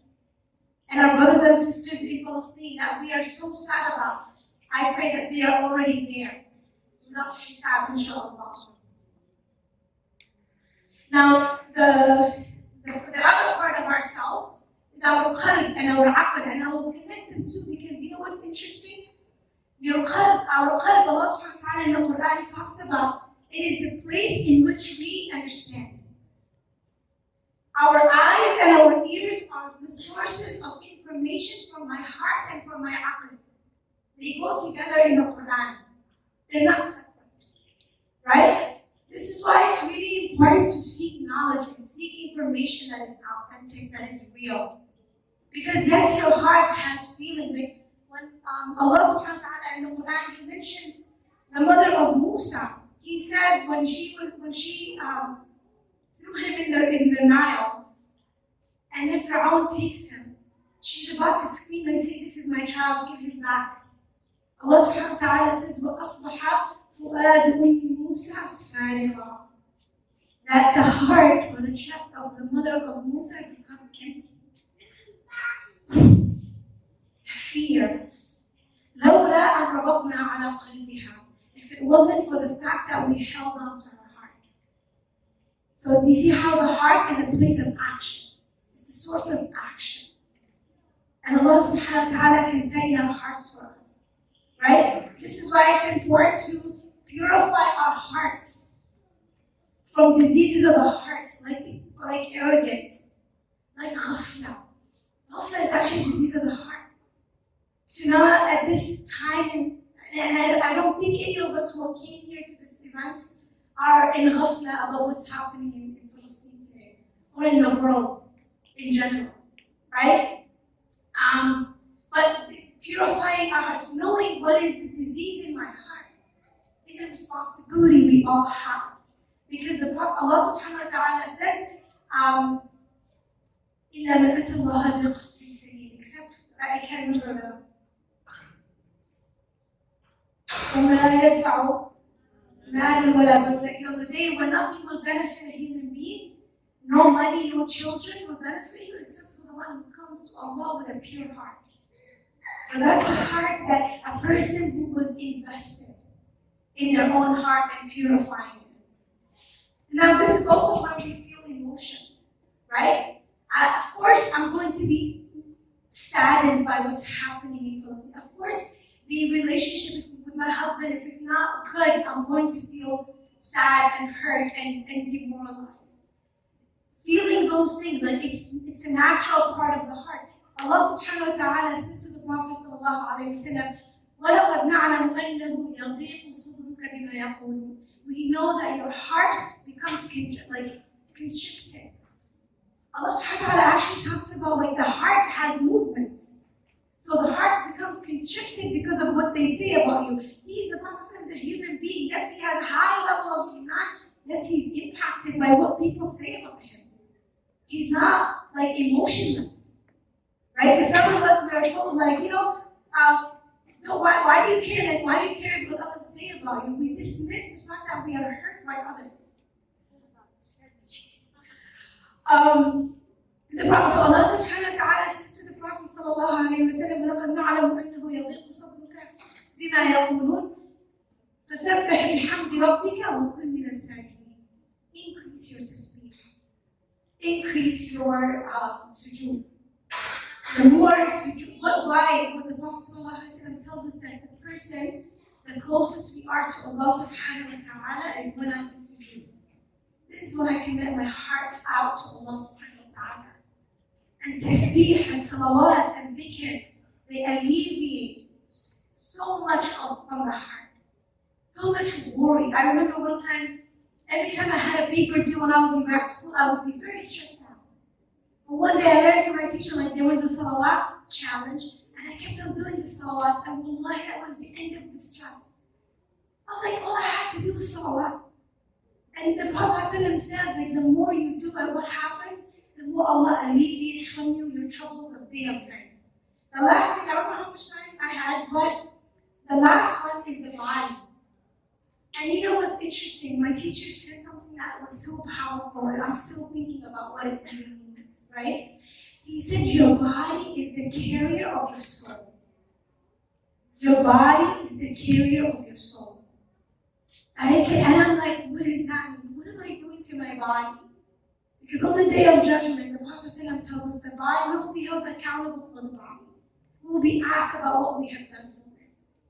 What does the Prophet ﷺ taught us to do? I don't want to shame any one of us. We're all living like stressed and busy lives, and we all have like opportunities of doing better, right? And we can inshallah commit to doing better.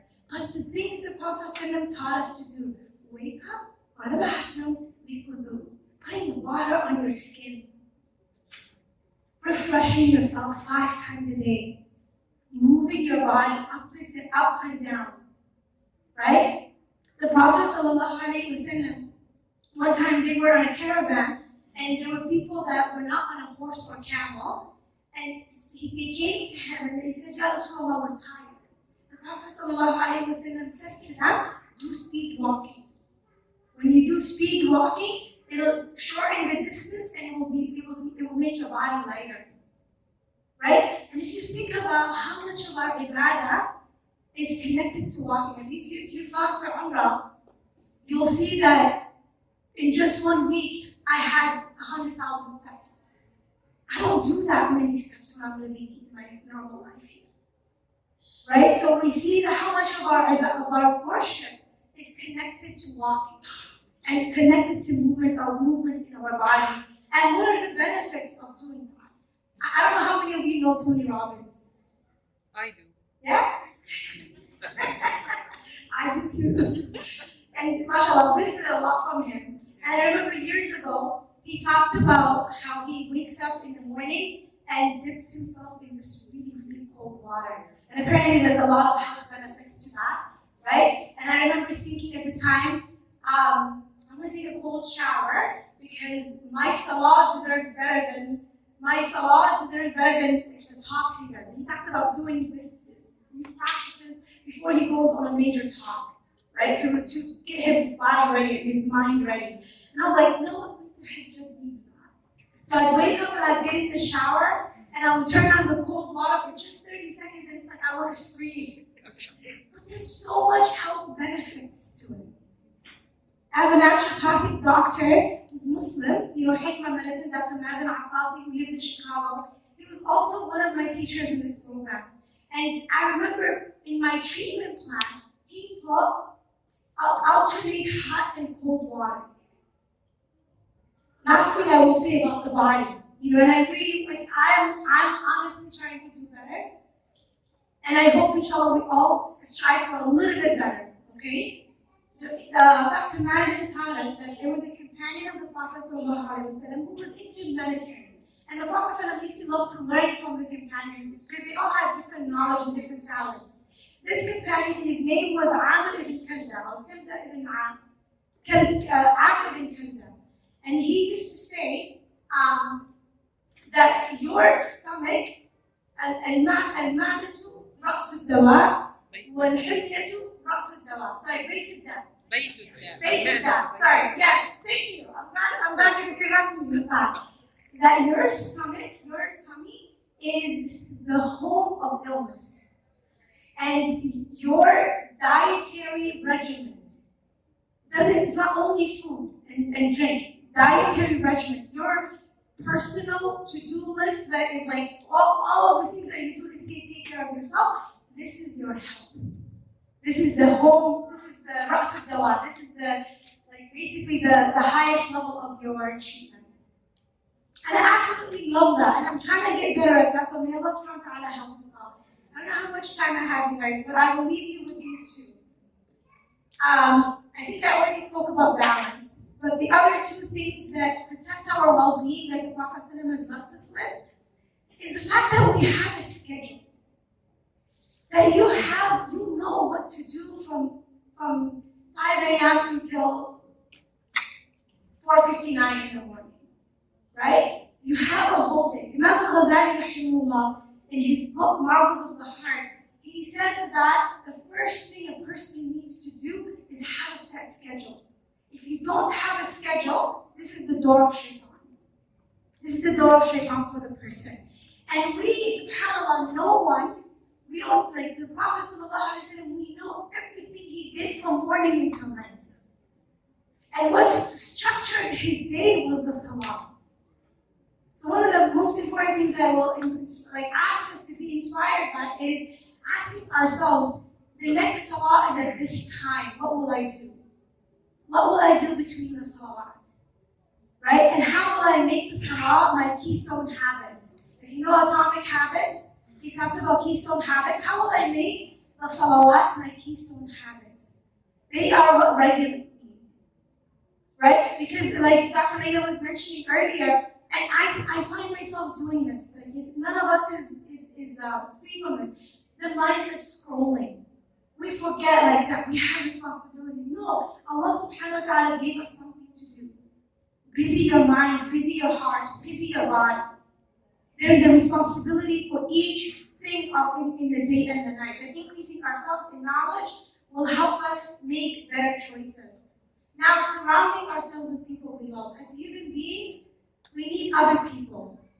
We need our friends, we need our family. We need to cultivate healthy relationships where we feel safe, where we make others feel safe. We make others feel not, of course, challenged as well. Help and help one another in growth. My friend was telling me her goals, and she was like, Kaltoum, I want you to help me with my plan for the year. And I realized for the past 20-something years, this is what we did with each other. That Kaltoum was the one that would help make the plan. And I love that because I missed it. In the past 2-3 years, we haven't done it. And when she said that, I was like, girl, I'm more than ready. I'm more than ready for us to get back to this habit of planning our lives together and asking one another, how have you become a better person in the past month? Right? I really don't know about the time, but subhanAllah, وبحمدك أشهد أن لا إله إلا أنت أستغفرك وأتوب إليك. I ask Allah subhanahu wa ta'ala to guide us and help us and protect us from shaitan, because he's not interested in us doing better, in us taking care of ourselves, in us winning and getting Jannah. He's never interested in that. He's interested in everything else, making us more lethargic, more depressed, more anxious, and unable to perform the worship that Allah subhanahu wa ta'ala has created us for. I ask Allah subhanahu wa ta'ala to help us and make us always be surrounded by the angels. Take care of yourselves. Assalamu alaikum wa rahmatullahi wa barakatuh.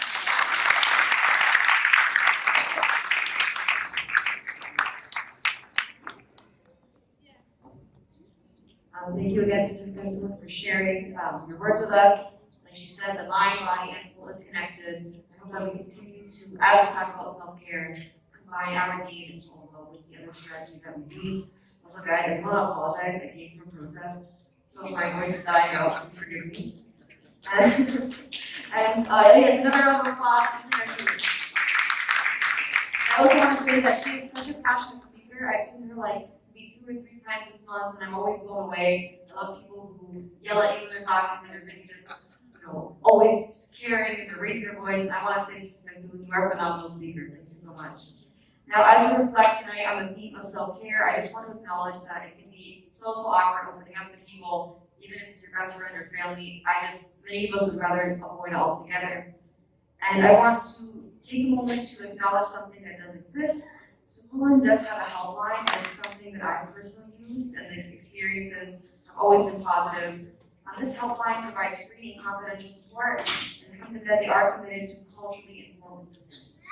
So what does that mean? That means that as Muslims, many times it's hard for us to find helplines that acknowledge our needs, that take into consideration our backgrounds. So the Sukoon team is trained to deal with people of all walks of life, and what this means is that if you are ever going to learn about the genocide lesson, you have this helpline, and they're not going to brush you away or push you away. Some helplines are very dismissive. They try to take a neutral stance, and you just can't be neutral to the needs of people who are grieving this genocide.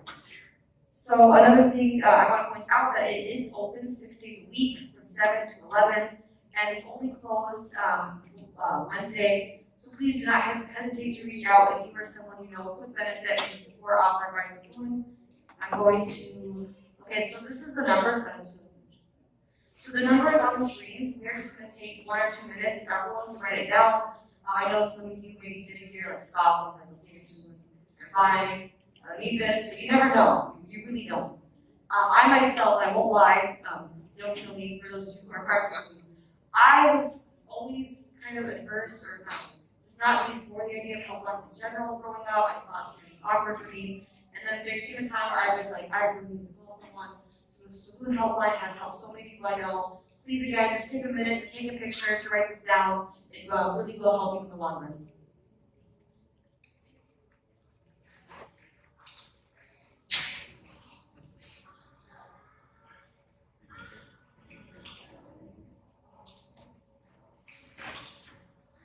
Okay, and as we begin to wrap up our program, I'd just like to announce that we will be serving dinner very soon. Don't worry, we didn't forget about you guys. As we all know, this evening was a gathering for both healing and prayer. MashaAllah, we've heard many messages of hope and healing this evening, and we'd like to invite our next speaker to lead us in prayer, to soothe our aching hearts and put into words our heart's deepest du'as and prayers for our brothers and sisters facing oppression in Gaza and the West Bank, as well as in Sudan, Congo, Syria, Kashmir, here at home, and around the world. Sheikh Walid Shadi is a compassionate community leader, speaker, and educator. Currently, he is the resident imam for the Blaine Community Center. Let's welcome Sheikh Walid for the community talk.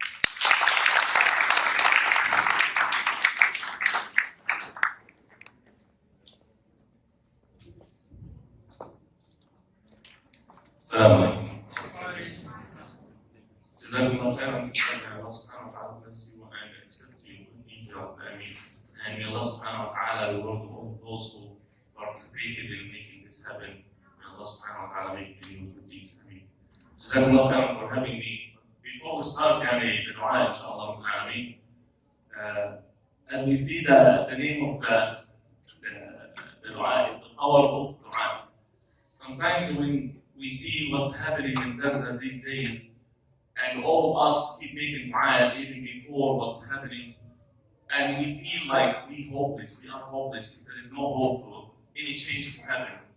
And we, subhanAllah, sometimes we think our dua is not making any difference, so we should keep making dua. But when we ask ourselves, do we trust Allah subhanahu wa ta'ala or not? Do you trust Allah? Yes. Yes, everyone trusts Allah subhanahu wa ta'ala, alhamdulillah, wa ta'ala. And do you trust the Prophet sallallahu alaihi wasallam or not? Yes. Yeah. So Allah subhanahu wa ta'ala mentioned in the Quran, وَقَالَ رَبُّكُمْ ادْعُونِي أَسْتَجِبْ لَكُمْ. Allah said it clearly. Make dua, Allah will answer your dua. So what's happening? What's happening in Gaza? And we keep making dua every day and night, but no change. As Sister Ustadha Khaltoon mentioned about Sayyidina Khabbab ibn al-Arat, when he came rushing to the Prophet ﷺ to make dua, Ya Rasulullah, do you see what's happening to us? Why don't you make dua for us? The dua of the Prophet ﷺ is accepted right away. But Sayyidina Muhammad ﷺ told him, you are rushing. You are people to rush. And the same thing with us. We are rushing to see the results right away. We keep making dua and we think that in the morning everything will change. But subhanAllah, there is a benefit from what's happening. And all of us, alhamdulillah, we learn a lot from the hardships that we're going through in Gaza. Before what happened, nobody is talking about Gaza this way. Even the kids, the younger kids, we don't have to say anything to them now. All of us are focusing on what's happening in Gaza now. The sister mentioned to make dua for Congo, Sudan, and Kashmir, and all over the world. Even in Sudan these days, they are fighting, and a lot of people get killed, Muslims. But still, the main focus is in Gaza. Because this is our main concern as Muslims. This is our masjid. This is what we're looking for. So we have to keep making dua and never lose hope. And subhanAllah, never lose hope. Your dua will change everything, inshallah, because Allah subhanahu wa ta'ala said in the Quran.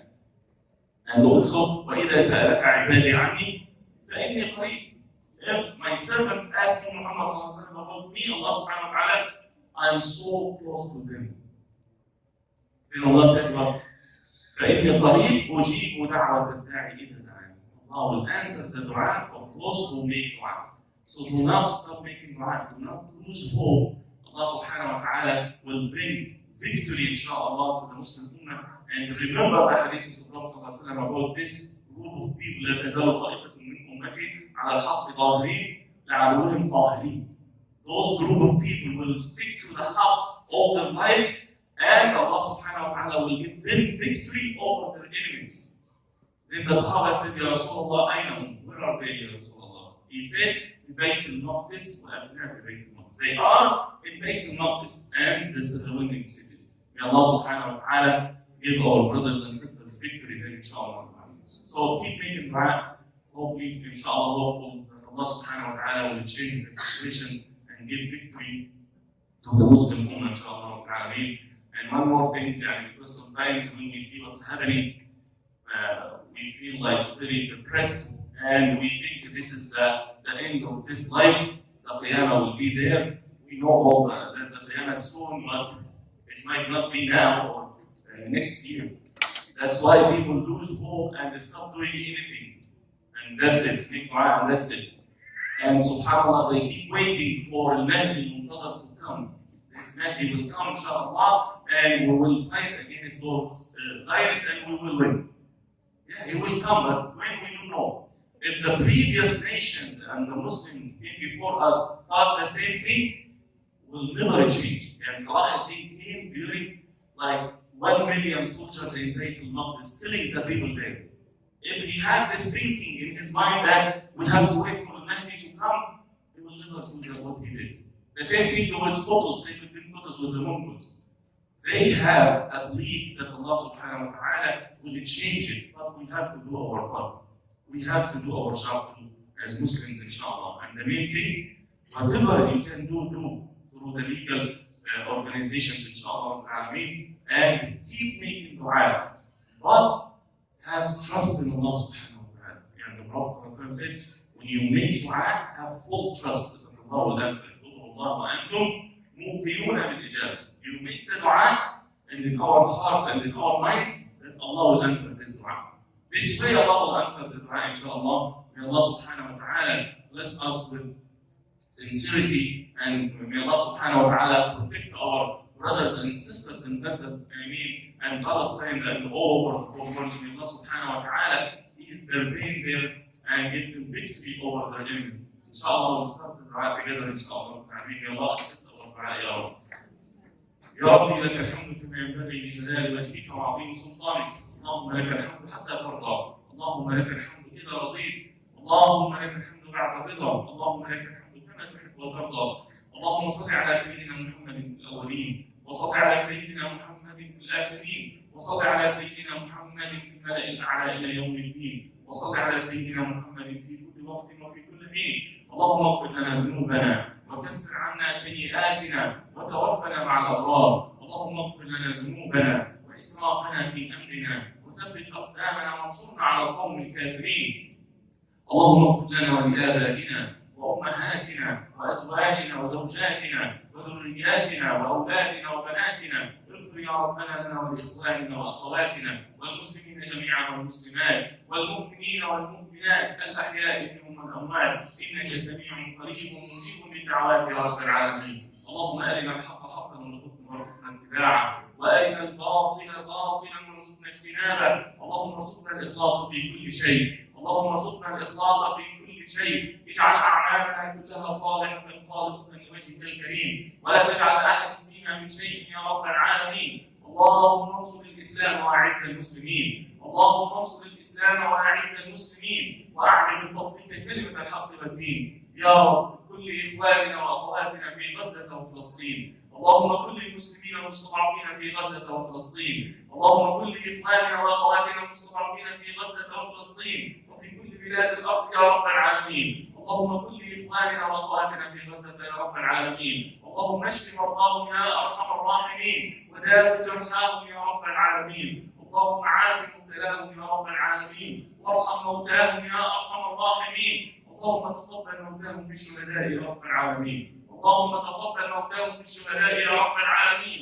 اللهم تقبل موتاهم في الشهداء يا رب العالمين، واحفظ أهليهم من بعدهم يا أرحم الراحمين، اللهم احفظ أهليهم من بعدهم يا رب العالمين، واجمعهم جميعا في الجنة يا أرحم الراحمين مع نبينا محمد صلى الله عليه وسلم. اللهم كن لهم يا رب ناصرا ومعينا، اللهم كن لإخواننا وأخواتنا في غزة وفلسطين ناصرا ومعينا يا رب العالمين، اللهم كن لهم يا رب من بين أيديهم ومن خلفهم وعن أيمانهم وعن شمائلهم، واحفظهم يا ربنا يا رب العالمين، اللهم احفظهم بحفظك يا أرحم الراحمين، وكن لهم يا رب العالمين، احفظ أهلهم يا رب العالمين، واحفظ أولادهم وبناتهم يا رب العالمين، واحفظ بيوتهم يا رب العالمين، وسلمهم من كل سوء وشر يا رب العالمين، اللهم سلمهم من كل سوء وشر يا رب العالمين، واحفظ أولادهم وبناتهم يا رب العالمين، وكن لهم يا رب ناصرا ومعينا، اللهم عليك بعدوك وعدوهم، اللهم عليك بعدوك وعدوهم، اللهم عليك بعدوك وعدوهم، خذهم أخذ عزيز مقتدر،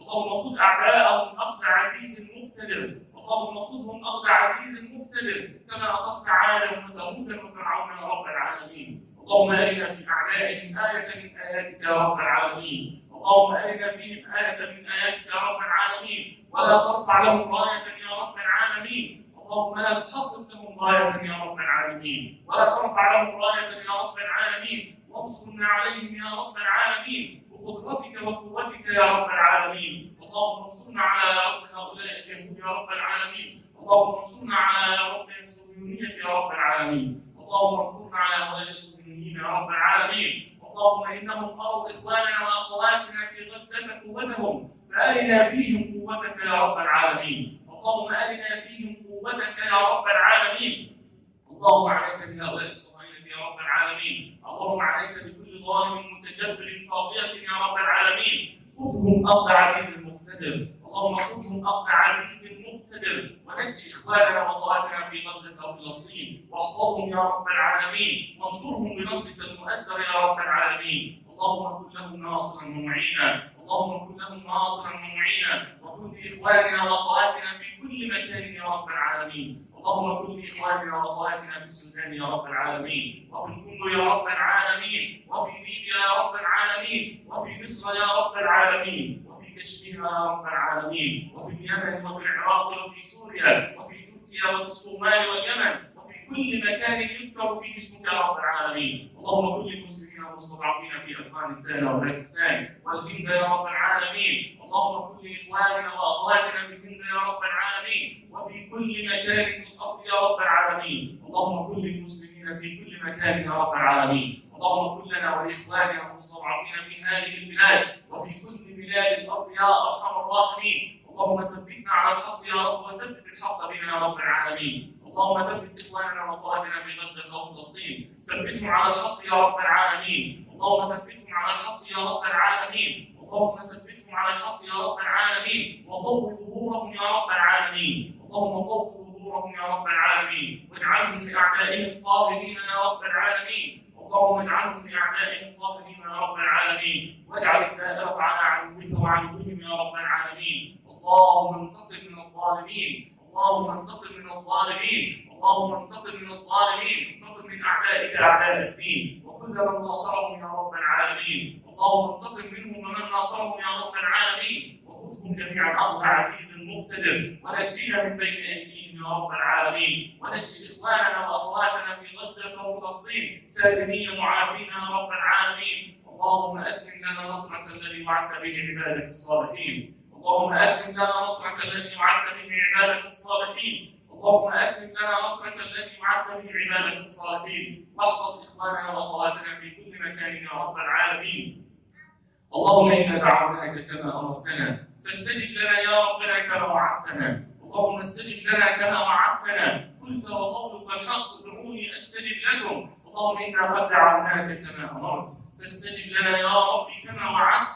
اللهم استجب لنا كما وعدت، ولا تؤاخذنا بذنوبنا يا ارحم الراحمين. اللهم لا تجعل ذنوبنا سببا في رد دعوتنا، واغفر لنا اجمعين. هب المسيئين منا للمحسنين، اللهم هب المسيئين منا للمحسنين، ولا تجعل فينا ولا بيننا شقيا ولا محروما. اللهم لا تجعل فينا ولا بيننا شقيا ولا محروما، واحفظ اولادنا وبناتنا يا رب العالمين، وانبتهم نباتا حسنا، واجعلنا واياهم على الحق صابرين ثابتين يا رب العالمين، حتى نلقاك وانت راض عنا يا ارحم الراحمين. اللهم تقبل منا انك انت السميع العليم، وتب علينا انك انت التواب الرحيم. واخر دعوانا ان الحمد لله رب العالمين، وصل اللهم وسلم وبارك على سيدنا محمد وعلى اله وصحبه وسلم تسليما. امين امين امين، والحمد لله رب العالمين.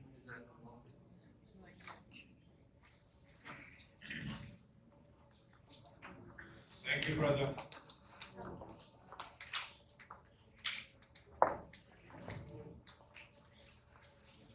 Jazakallah khair. I would like to thank each of our speakers for their presence here tonight and their efforts for Palestine during these difficult times. In closing, let this evening be a testament to the strength found in our community. Let's embrace the opportunity for in-person connection, offering solace and strength to one another. We hope you benefited from this event and feel uplifted by sharing this space and community with your brothers and sisters. We'd love to hear more about what you thought about tonight's event and are requesting your feedback.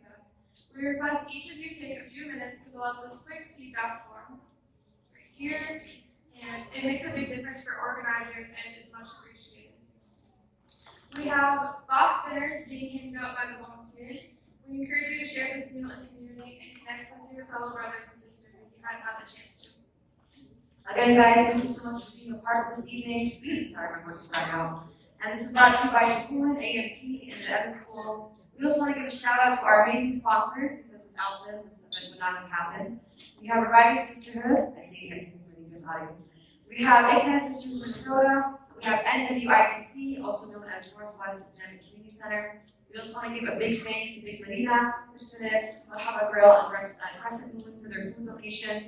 Inshallah, we are collective prayers and shared support bring comfort and healing to all of those affected by the current situation in Gaza and beyond. Victory is coming soon, guys. We need to keep going. We need to keep speaking out for Palestine and all of our people everywhere. Do not stop. Continue to take care of yourself, but do not let this fight stop here. We need to continue until Palestine is free. Can I get a free Palestine? Free Palestine! Guys, come on, we gotta do another free Palestine! Free Palestine!